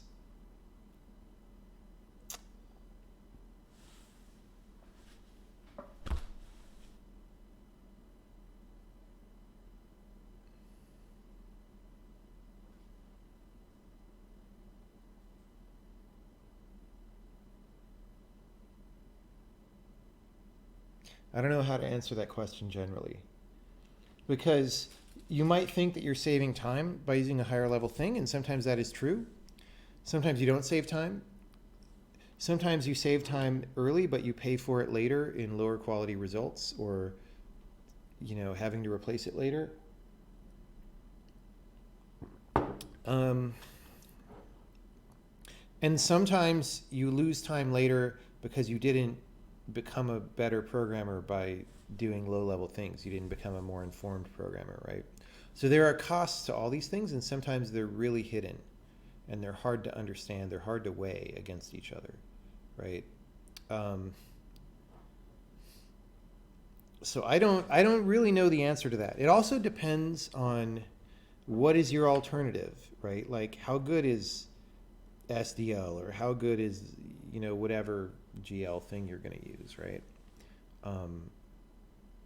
The answer to that question varies from case to case, and you may not be able to assess the answer to that question very accurately if you haven't built the skills. Like if you haven't written some platform layer stuff, how are you going to look at another platform covering API and know whether it's good or not? Like whether it's more complicated than it should be. How do you know how complicated it should be unless you've like kind of done it yourself? You know, it's hard. So I don't know what to say.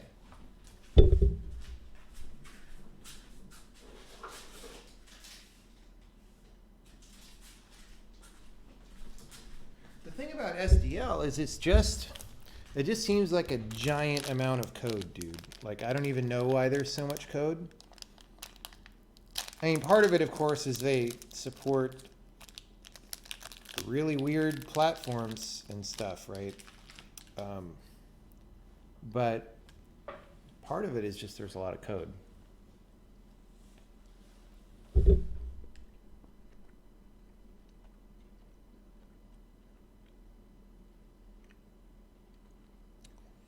What's my favorite graphic API? I don't know these days.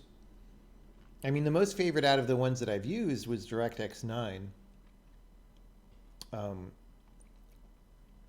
DirectX 9 is old now, and I haven't done straight up modern graphics programming on anything besides OpenGL, and I don't like OpenGL, so OpenGL is not my favorite.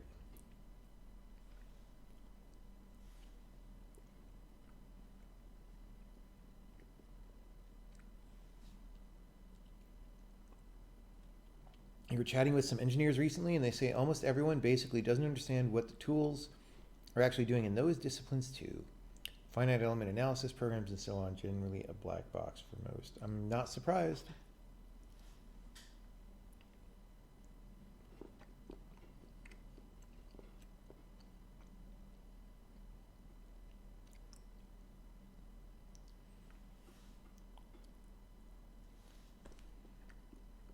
What's nicer about DirectX 9? It was just designed by people who had a no bullshit attitude, who knew what graphics hardware of the time actually did, and then made a reasonable API for doing those things. That is not what OpenGL is like. OpenGL is just a ton of bullshit all the time. So, yeah, DX9C was great, man.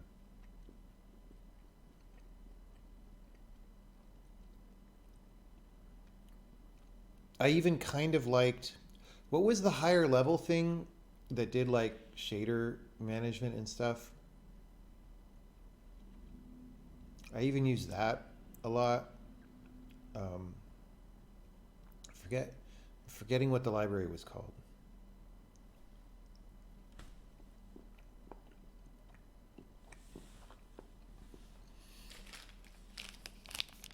But yeah, I feel like DirectX 9, like around the DirectX 9C timeframe, was the peak of how good graphics APIs were. Of course, it's not updated to the modern day. From what I know of DX12, it's not as good. So, I mean, it's doing a different job, but it's not as good at that job as DX9C was.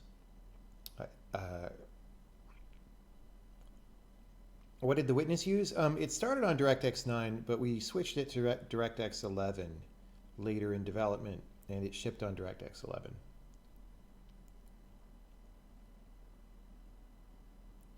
When you make the first version of a game, you seem to largely ignore graphics. Is this the case?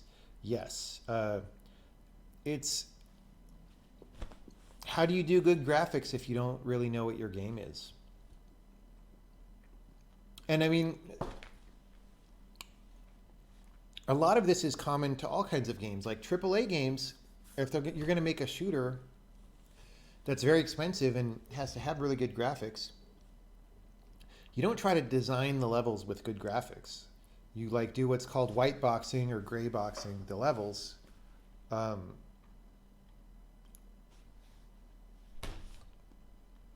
you get the gameplay working, and then you make them look good. That's just how game development works.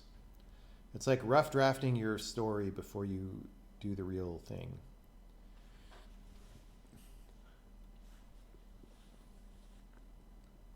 A direct 3D compute shader extensions? No, I'm thinking of, there was something, it was like X something.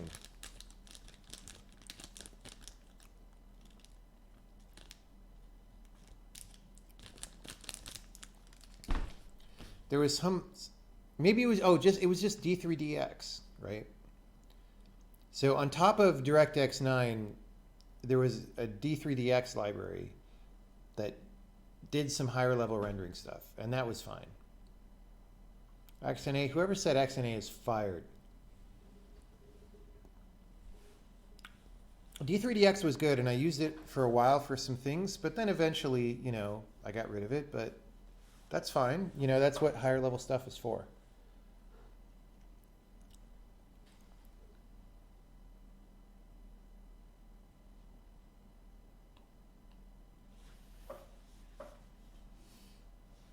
So I'll tell you guys something that I know from the history of game development. When XNA was first announced, like XNA 1.0 was first announced, they did these demos of like, check out the capabilities of XNA. This is what our API is going to help you do. And they had this demo where like a car was driving, and then I forget exactly, either it crashed and pieces flew everywhere, or maybe it was like a diagnostic split apart of all these car pieces. And it was like really impressive. I think it was like a crash, right? And I was talking to David Wu at GDC with some people, and he was like, yeah, that was our demo. Microsoft just licensed it from us and then said that was XNA. It doesn't have anything to do with XNA at all.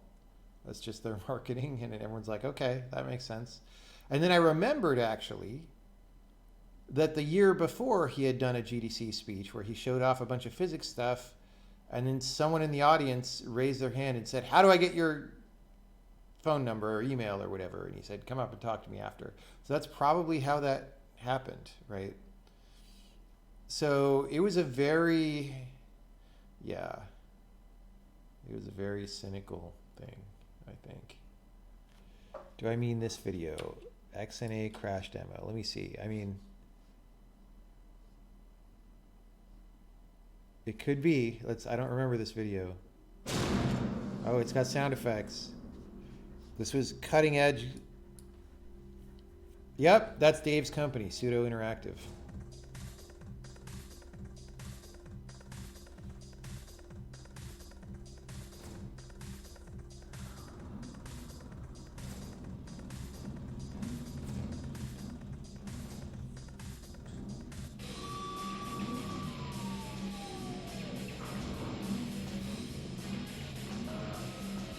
This is actually not bad for 2004 graphics. I mean, come on. Got this Battlestar Galactica hanger going on. It's a very boring demo by modern standards, but like, just getting all this stuff on the screen back then was great.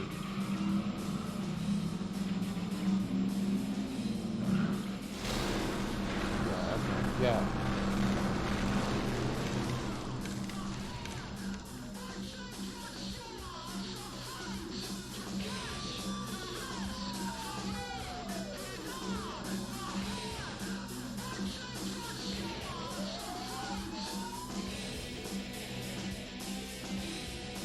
Yeah. So what you see in this demo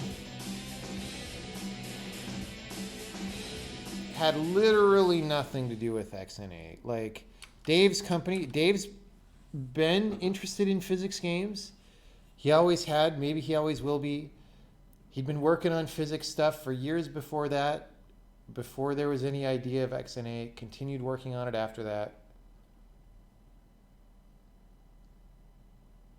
Yeah.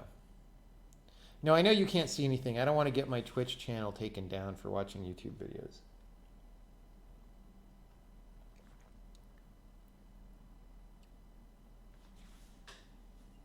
I know you don't see anything. What, you guys?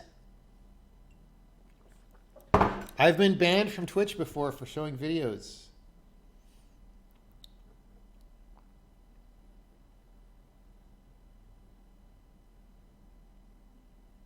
I really have.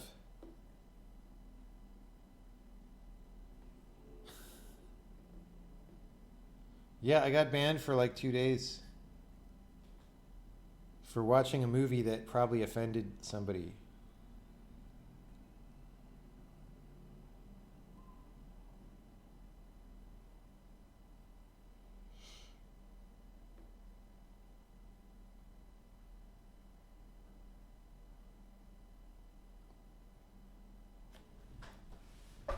I almost switched to a different streaming service back then.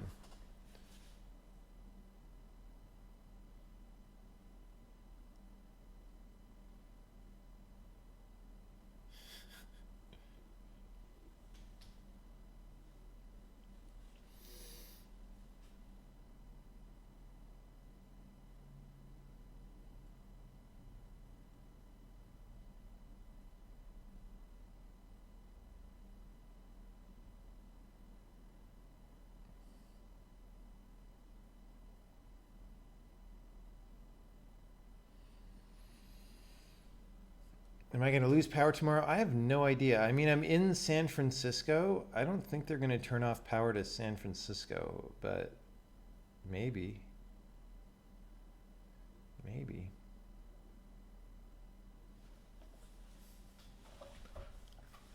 It offends me that I'd watch a video that's not the Half-Life 2 E3 demo.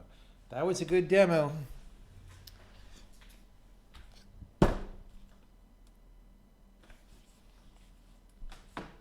Wow, you know, we got most of the things here. Let's look at this updating light probe field.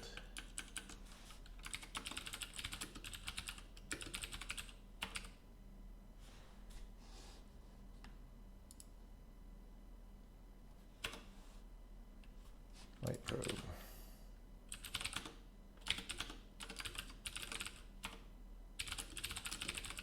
It's just a little too verbose.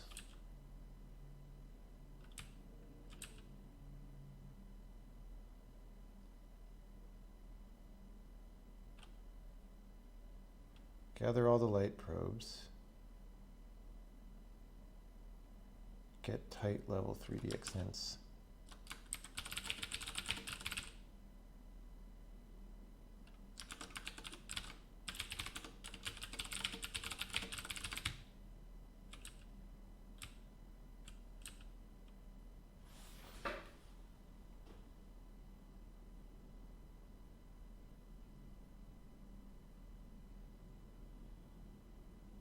Okay, let's change this because this is not really right anymore.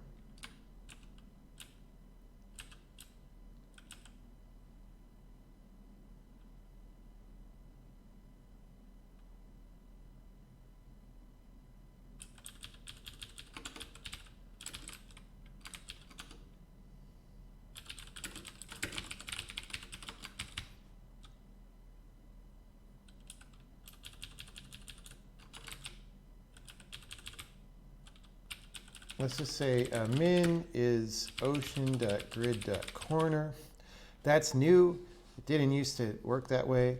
Max is ocean or min plus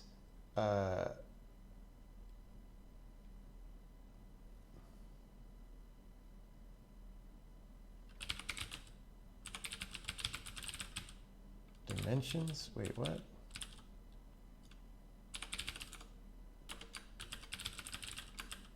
Corner, we don't have dimensions. What am I? Oh, that's in the wall set. All right.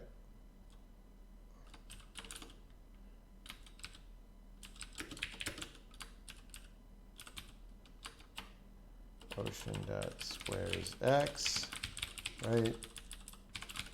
Ocean.squares y.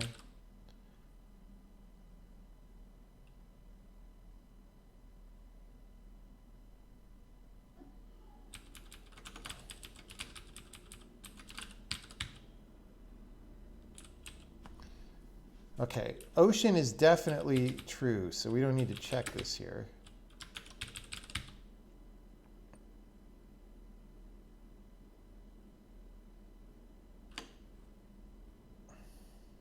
This is really gross.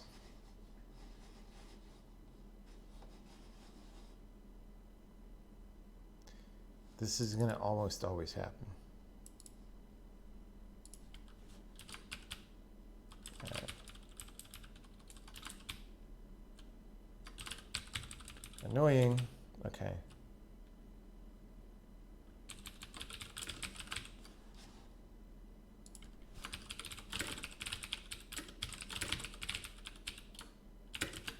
Okay. So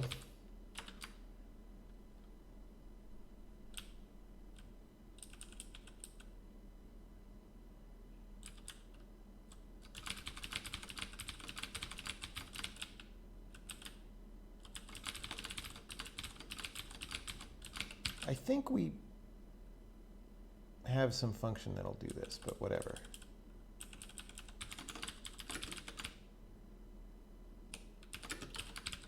Oh, I can't call them min because we're calling min and max. Ugh. Emin, emax.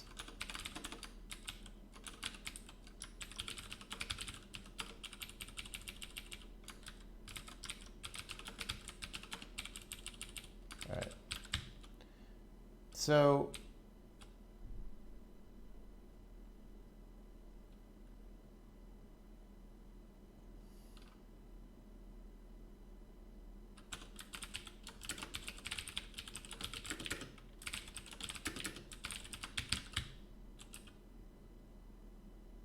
okay. Map size array. We make images.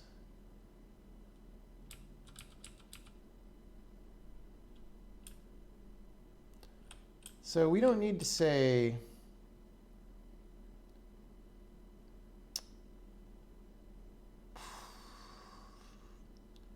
this is annoying because we just print too much stuff, but we're timing it.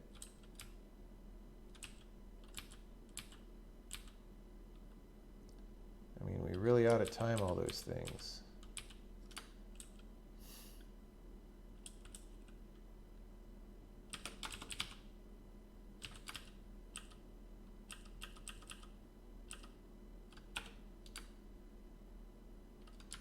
How do we know there's no pop?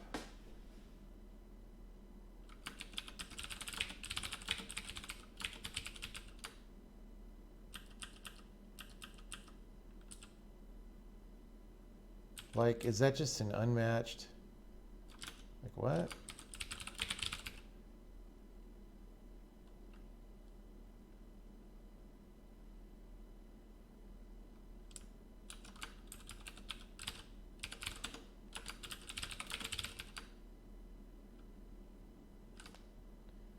How do we know when it's done?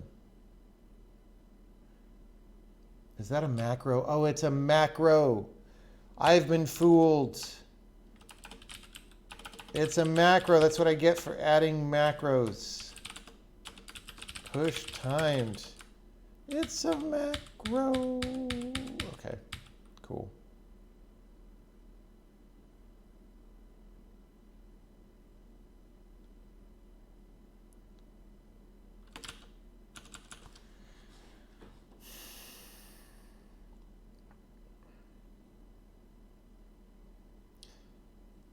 I just don't like this much frickin' text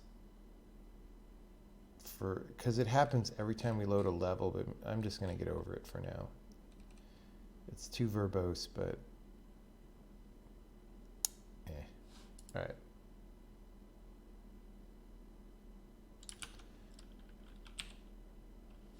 Oh, right.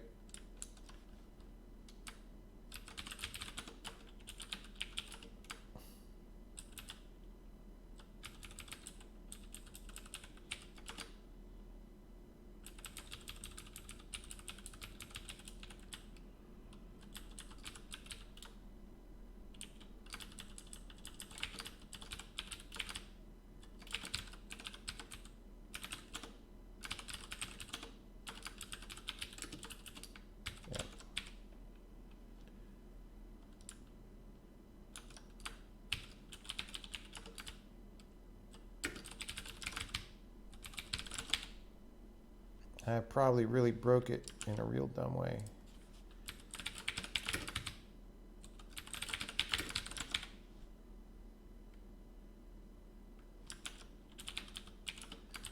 So these used to be ints, and we're making them S32s now.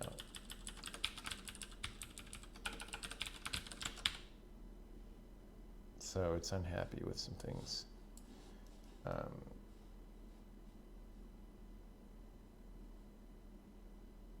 Uh-oh. This error message is broken.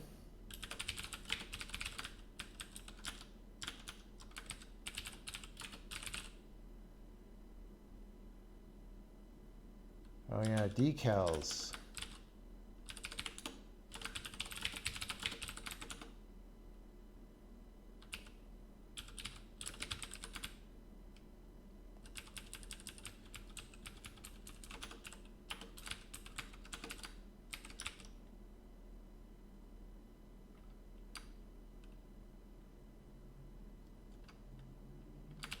I don't know why I'm converting all of this, but I am.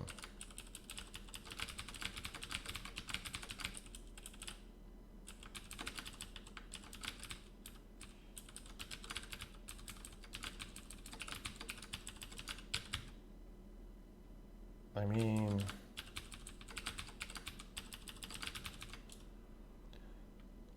that was a paste error, I think.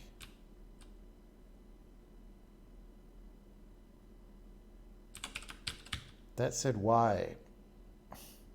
I don't think I just introduced that. Okay.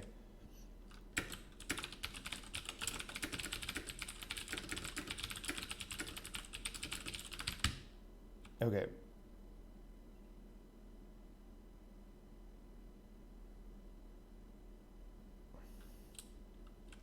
Let's also say, make sure it's intentional.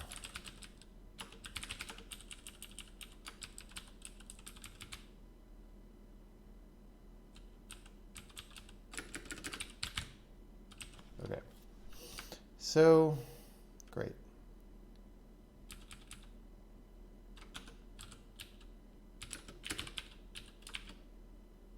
Oh.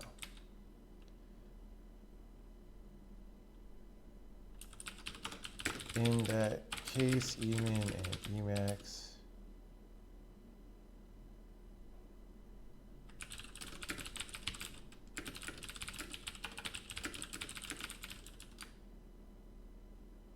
Oh no.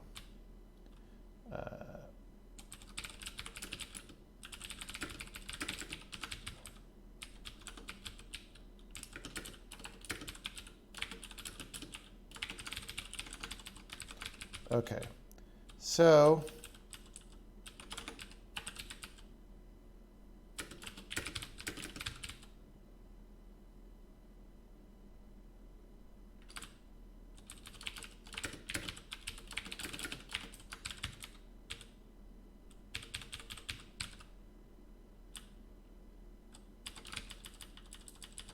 I sure hope I'm not breaking all this real bad.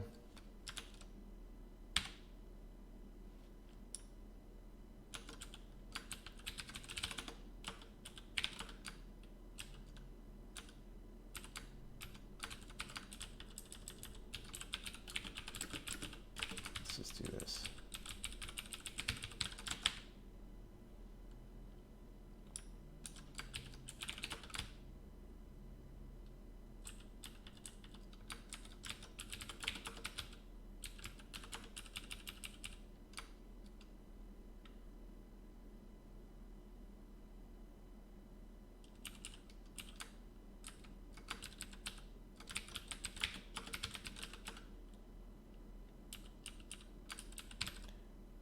What the hell does XYZ do?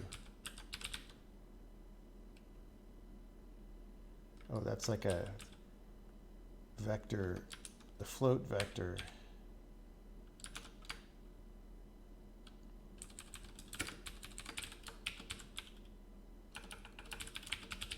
Is that what it's called?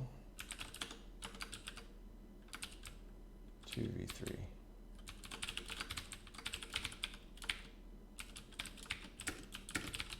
I'll delete these comments in a second.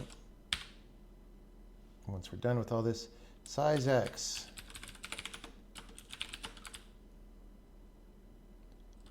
Oh, that's also.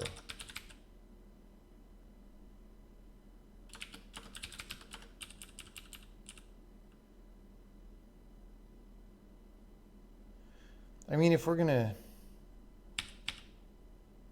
yeah, whatever. Okay, we don't need these casts because size is naturally S32 now.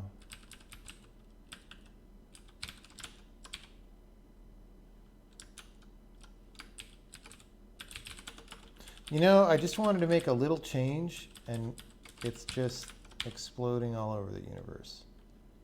Attempt to call a non... Oh, because we're still... Oh. Nga, nga, nga, nga, nga. Nga.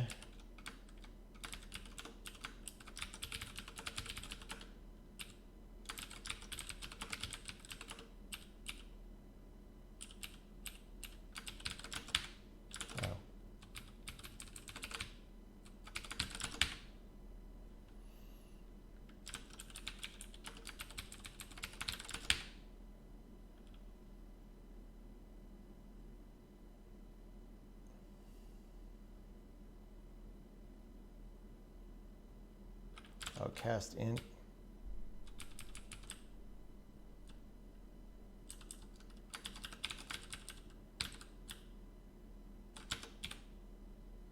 Hey, we compiled.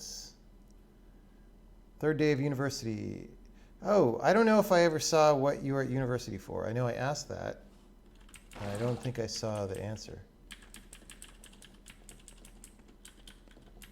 Emacs.z equals max, emacs.y error is still there.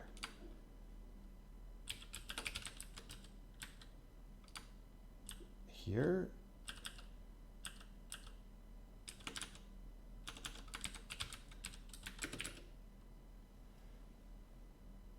Oh, there we go, light probe. Thank you. Wait, did I fix that somewhere else? But that was a cut and paste of this, maybe? So we fixed it in one place but not another? Because I really feel like I fixed that. But if that was a paste of this, yeah. A degree in Twitch streaming. Well, you're in the right place.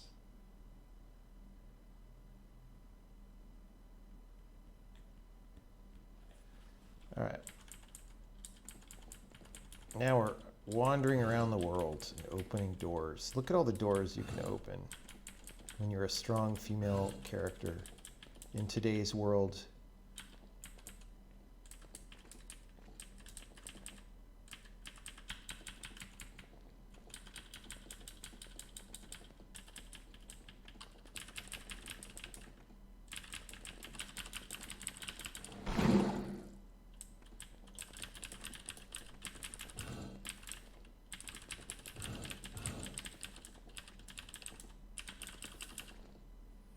Computer science in Darmstadt. Okay.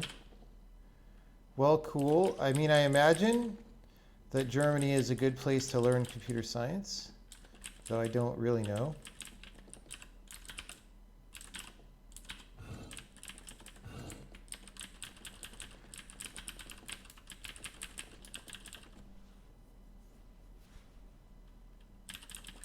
Speed hacking, yes. It's not really speed hacking because, like, it's actually, if you could hammer one key this fast, it's just, I'm sort of double hammering. Oh, water broken. Well, I mean, we're in the middle of ripping this level up. So I kind of took, let me zoom out and show you. I kind of, you know, said, well, probably the water is not going to be around the whole map like it used to be. It's just going to be over here. So like right now, this is where the water lives. And technically there's still water here because anytime there's water on a level, there's water everywhere unless there are floors. So I guess we're just going to have invisible floors everywhere or something. You know, there you go. You can see that.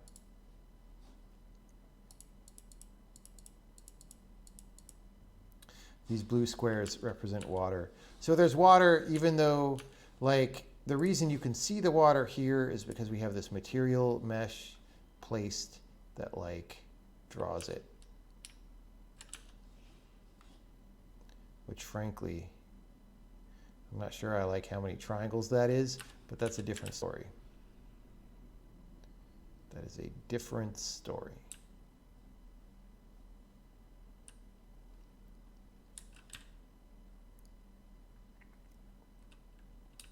Have they added a course on deconstructing whiteness like Berkeley? I hope that deconstructing whiteness at Berkeley is a whatchamacallit. So Berkeley has this thing where, like, any student can teach a class, but it's, like, not quite a real class. I forget what it's called because it's been forever.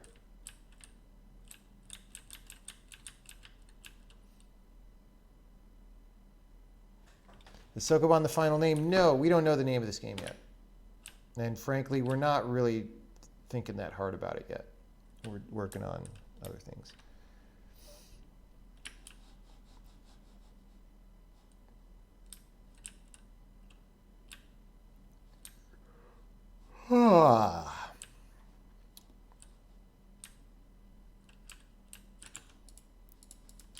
Okay, what did we even just do?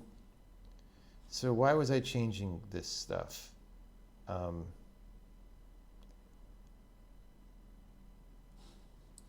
It was because of this. Why did I go edit this? It ended up being a nothing burger because we didn't take out any of the text, but I just decided to change it to vector 3i for some reason. I guess. Okay.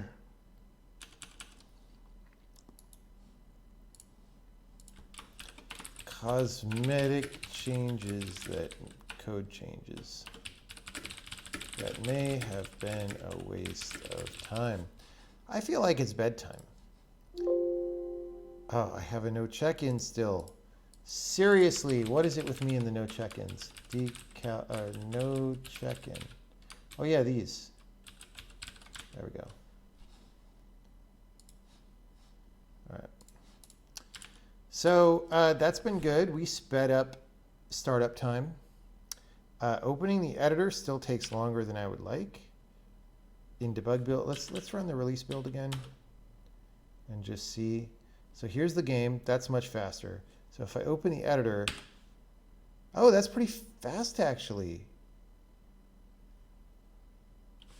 I guess it was just in debug build that it was slow. That's good. I mean, if this is like, whoops, I missed the key. I hit F10. That's pretty fast. We did good today. So I think that's going to help out all the content people as long as I didn't introduce a ton of bugs. I think I can say -editor to go into the editor. That's something we usually do. No. Maybe it's a variable. Anyway, good job, us. How do you get good at programming? Do you need to be good at math? You do not need to be good at math to be good at programming. They are separate things. However, being good at math is a good skill to have, and when you're solving specific problems, it can come in handy. So like the amount of math that I know is really helpful. For example, when I want to move objects around in 3D space and rotate them or understand what happens when those things happen. That's very, very useful. But programming itself is a different thing. The core skills in programming, there's a few of them. There's something like, one of the core skills is breaking down a large problem into small sub-problems that you know how to solve, right? One core skill is being able to visualize the structure of a large program in your mind, and not really visualize, because I don't have a visual imagination. So for me, it's not about like seeing anything, but it's like in my mind, I know the structure of the thing I'm working on, or what it's likely to be structured like. If like today, I was working on this material stuff that I didn't write and I'd never really looked at before, it's like I was inferring the structure of the whole thing by looking at small parts of it, which sometimes I may be wrong, but it was good enough for today. Like I didn't really, like a lot of programmers, before they went and did what I did, they would go carefully read that material file. It's not the way I do it, right? I just go for it when I can. And then what else? I don't know. There are definitely other skills for sure.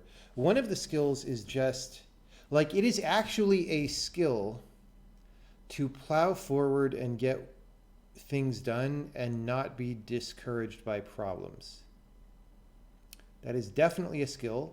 I didn't really learn that in school, and I didn't really learn that. The place I learned that is Kung Fu school, actually, not in computer science school. Like my modern approach by which I just crank forward and go side to side, but go toward the destination, I learned in Kung Fu school. And there's an attitude that you have in Kung Fu school of like, I'm attentive and this might get rough, but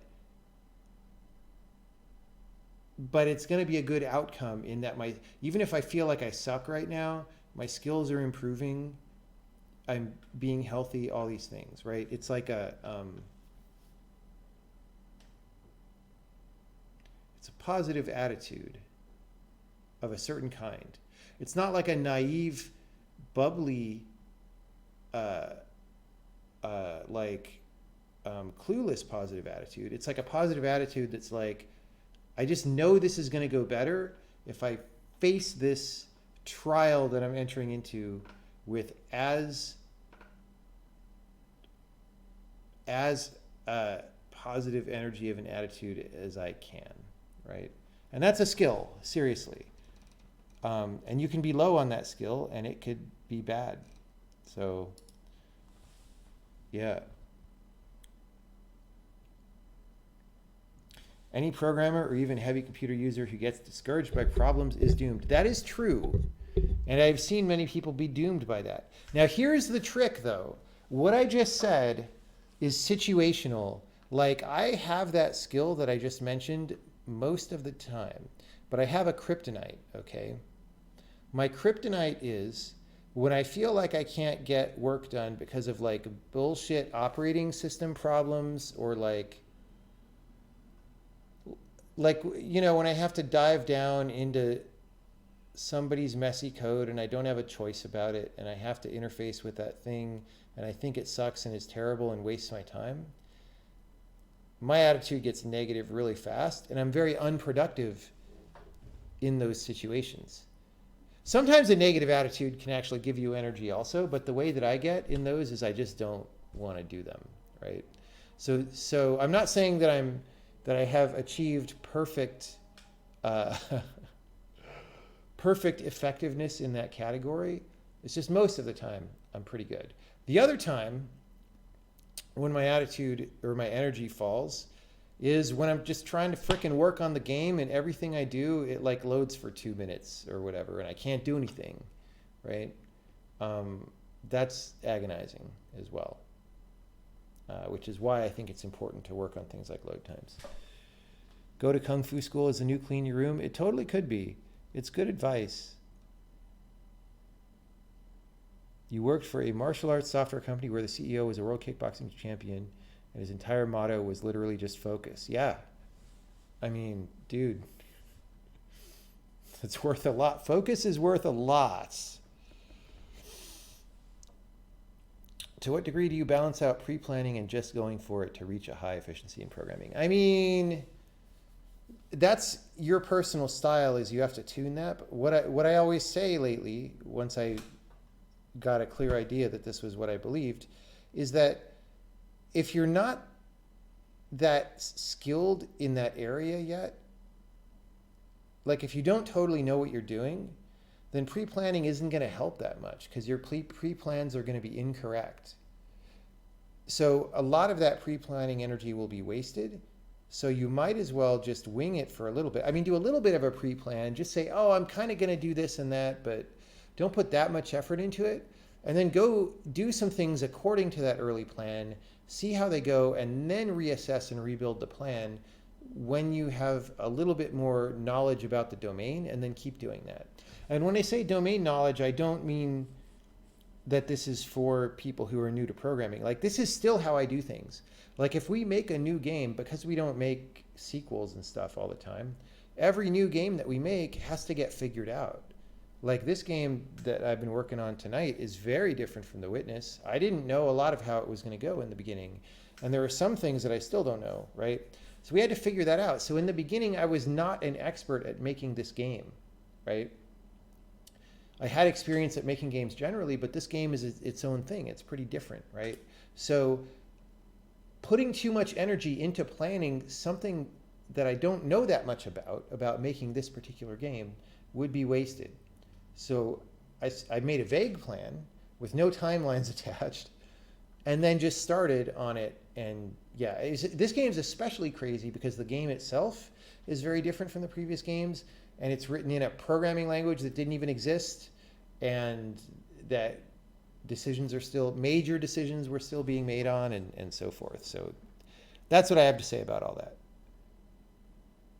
But ecosystems, yeah. If I hear the word ecosystem, my spirits fall very fast in the programming sense. Sounds like the kryptonite is when things are almost completely out of your control. Yes, I mean, to be honest, they're more in my control in those situations than I would like to believe.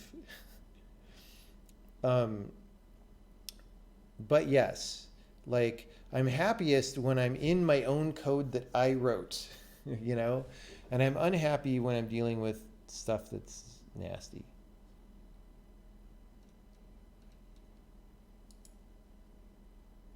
What's your technique to tell yourself, okay, enough is enough for optimization, time to move on? You then refactor all the time and waste so much time. Well, okay. I don't try to make code that looks perfect very often, because you're going to have to change it around again later. Like, in shipping a game, you change so many things around. It's not worth trying to make a really nice wedding cake in terms of how your code looks, because you need to mess up the frosting and the dough part. What's it called? The cake part, you know? Like, that stuff all needs to change shape and whatever many times as you figure it out. So it's not worth refactoring too much. Like, if things are complicated and it's affecting your ability to understand the code, or if it's going to make it lower quality under future modifications because it's hard to see everything that you need to work with, or because you need to do too many redundant operations, that's when you refactor. If you're refactoring for purely cosmetic reasons, you're probably kind of wasting time a lot of the time. Now, when it comes to optimize, you said optimization and then refactoring, but those are two different things, right? And again, I don't necessarily discourage people from optimizing anymore, because literally no programmers, like, rounded to the nearest percent, the number of programmers in today's world who know how to optimize is 0.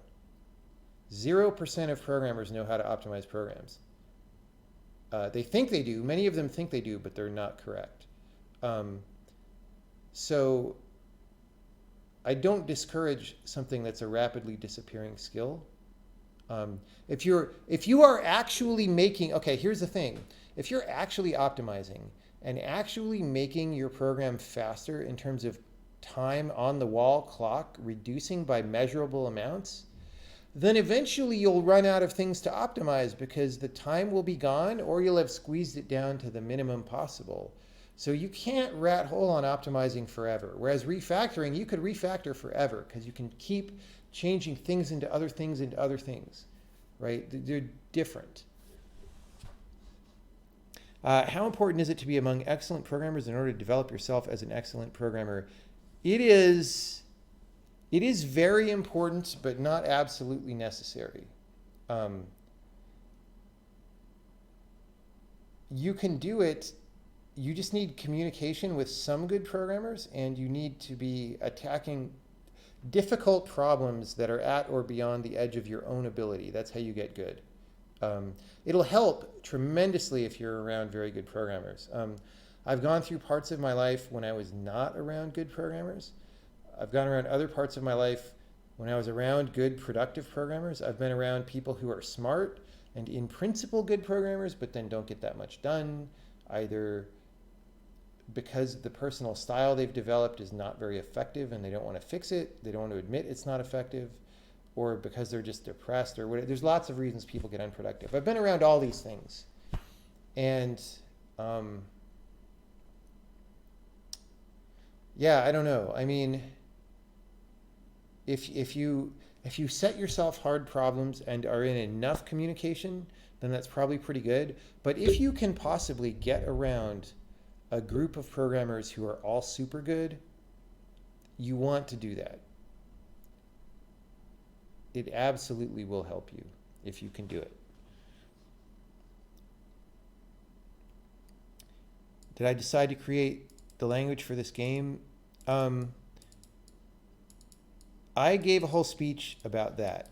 Let me see if that speech is online.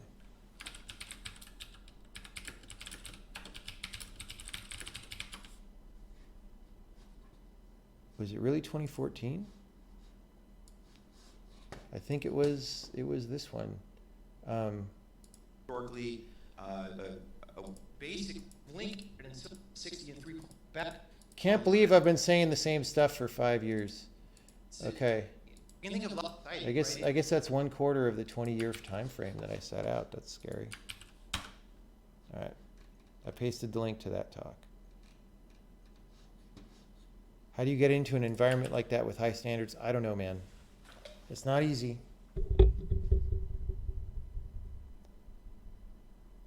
It's not easy.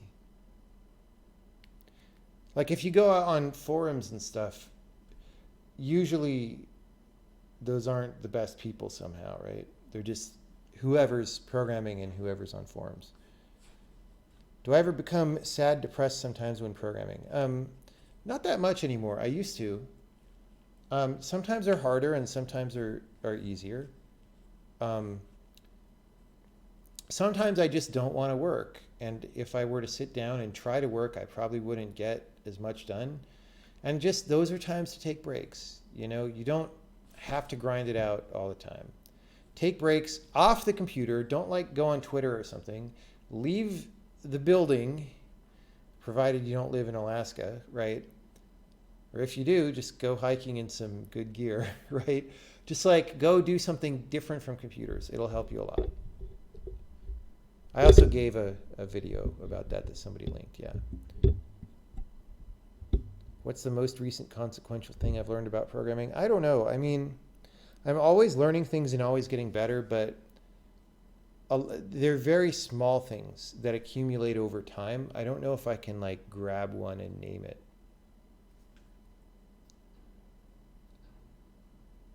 In terms of figuring out when it comes to game ideas, what is my method of judging whether a design is worth moving forward with? I mean, people ask me this question, and this is just not a problem that I have. Like, I know when an idea is good. There are some ideas that I don't know yet because I haven't thought about them and worked on them enough. So there is variability there. Like some ideas you have to play with and work on before you could really see it and know it's good. But other ones you just know they're good. Like both Braid and The Witness, and this game actually, I knew they were good as soon as I thought of the idea. And so if you can make that happen, that's the best because you don't have to spend time investigating. I used to, before Braid, kind of have to investigate ideas and work them out to see if they were good.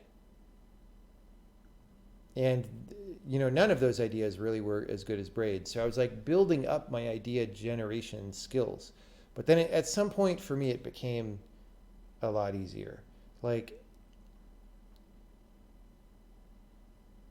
and also there's a skill in how effective are you at seeing what the potential is in an idea, right? Like I think many games that I would work on now, I could find the good part and make them good when I wouldn't have been able to do that 15 years ago, right? So that's just a skill. I don't know, man. Get good, I think, is what I have to say about that. Yeah, I mean, it's scary. I have been programming since I was 10 years old, and I turned 48 in less than a month. So I've been programming for like 37, 38 years in various ways. That's a lot of experience. And yet, I am still learning things all the time. How did I make the decision to go with this one for the next project? It was situational. It was like, I had another game that I worked on during The Witness that I kind of would like to do, but the design wasn't figured out, and we kind of needed to get on something. Of course, this design wasn't figured out either. But the plan was to do this language and build the game in this engine.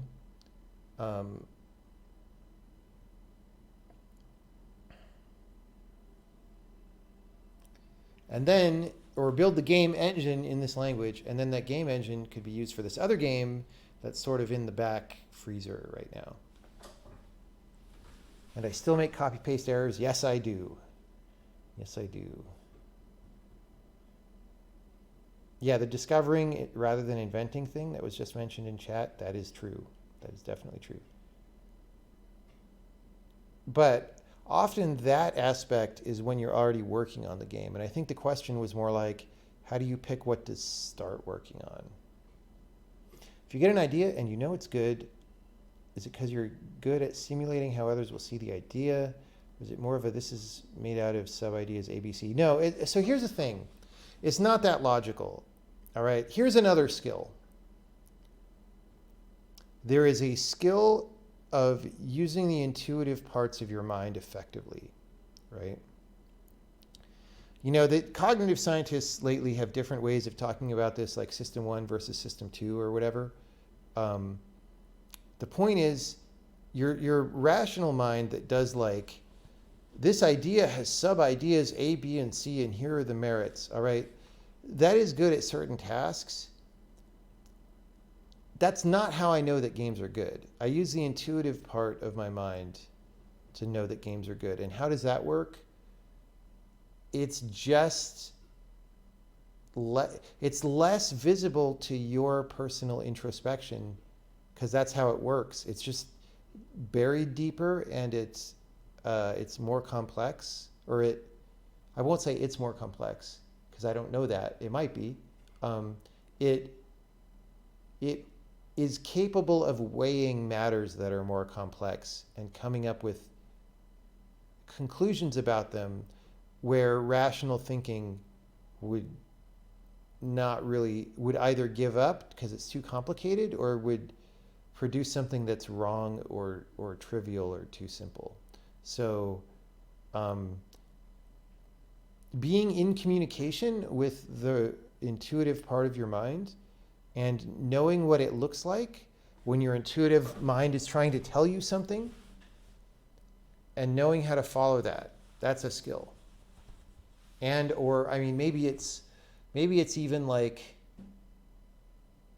physical conditioning that you develop. Like maybe your neurons just have to make those pathways through practice. I literally don't know, but it is definitely much more like that. So if that involves simulating how others will see the idea, it might.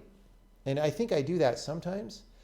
But if so, most of that simulation happens below the conscious level for me. And I just see the exciting part. Wow, this is turning into a full-on Q&A. I want to shut it off soon because I want to go to bed. But hiring good people, especially early hires, seems like one of the more make or break decisions that gets made in a new game studio. Do you have advice on how to approach that? I don't know. It's hard. My advice is err on the side of not hiring people yet if you're not sure. You can usually wait longer than you think. And if you could wait a little bit and get someone, 8% better, that's going to pay off huge in the long run. Huge. So that is what I have to say about that. Are there any clever or fun optimizations from the 90s and 2000s that are still sticking around in my brain but aren't as useful? Oh yeah, there's like the float to integer conversion where you add the magic floating point number. That one's crazy. I haven't done that one in a long time. Do you guys know that one? It's like you have a float, it's stored in memory, you read it as an integer, you add another integer that's a different float, and then you right shift it, and you get a number rounded. You can either round or truncate that way. It's kind of cool. That's inverse square. No, I'm not talking about inverse square root. I'm talking about float to integer conversion. Was that the thing Carmack came up with? Maybe it was Carmack, maybe it was Abrash. It was definitely something that I heard of in that time frame. Apparently that's undefined behavior in C++. Of course, because everything in C++ is undefined behavior. They don't want you to program anything. They just want you to call std : blah blah : bloated string : boost dot whatever.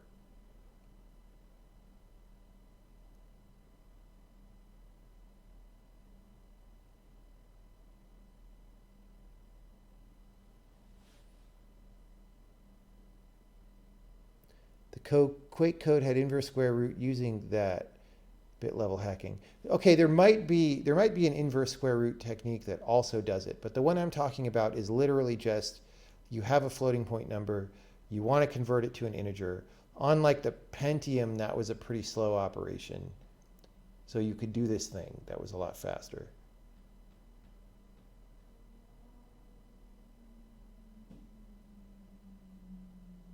Turns out cross-platform is not a good start point if it requires a slow generated code and a two-step compile. I agree.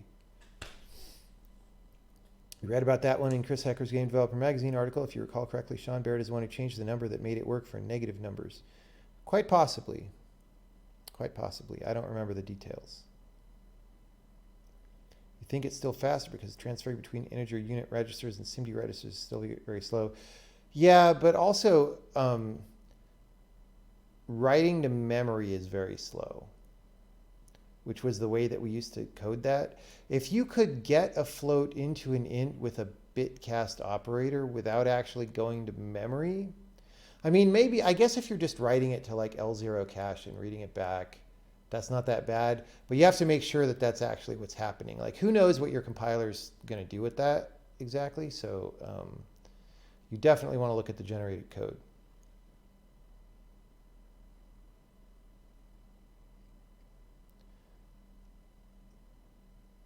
That one? No. No, it's not a minus. It's like, it's adding some floating point number that in hex does not look simple like 400. It's like, it's a bananas floating point number with a significant, yeah, I don't remember. Like right there, you're just like masking off. You're just masking off the mantissa and then subtracting something, which is related, but that's not the thing that I'm talking about.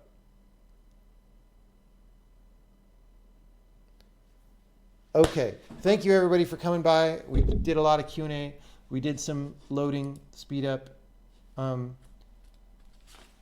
Thank you, and we'll do more streams. You know, we did a pretty long period without programming streams. So we'll have to do some more. I would raid someone, but we might accidentally raid a porn game, so let's not do that. See everybody later.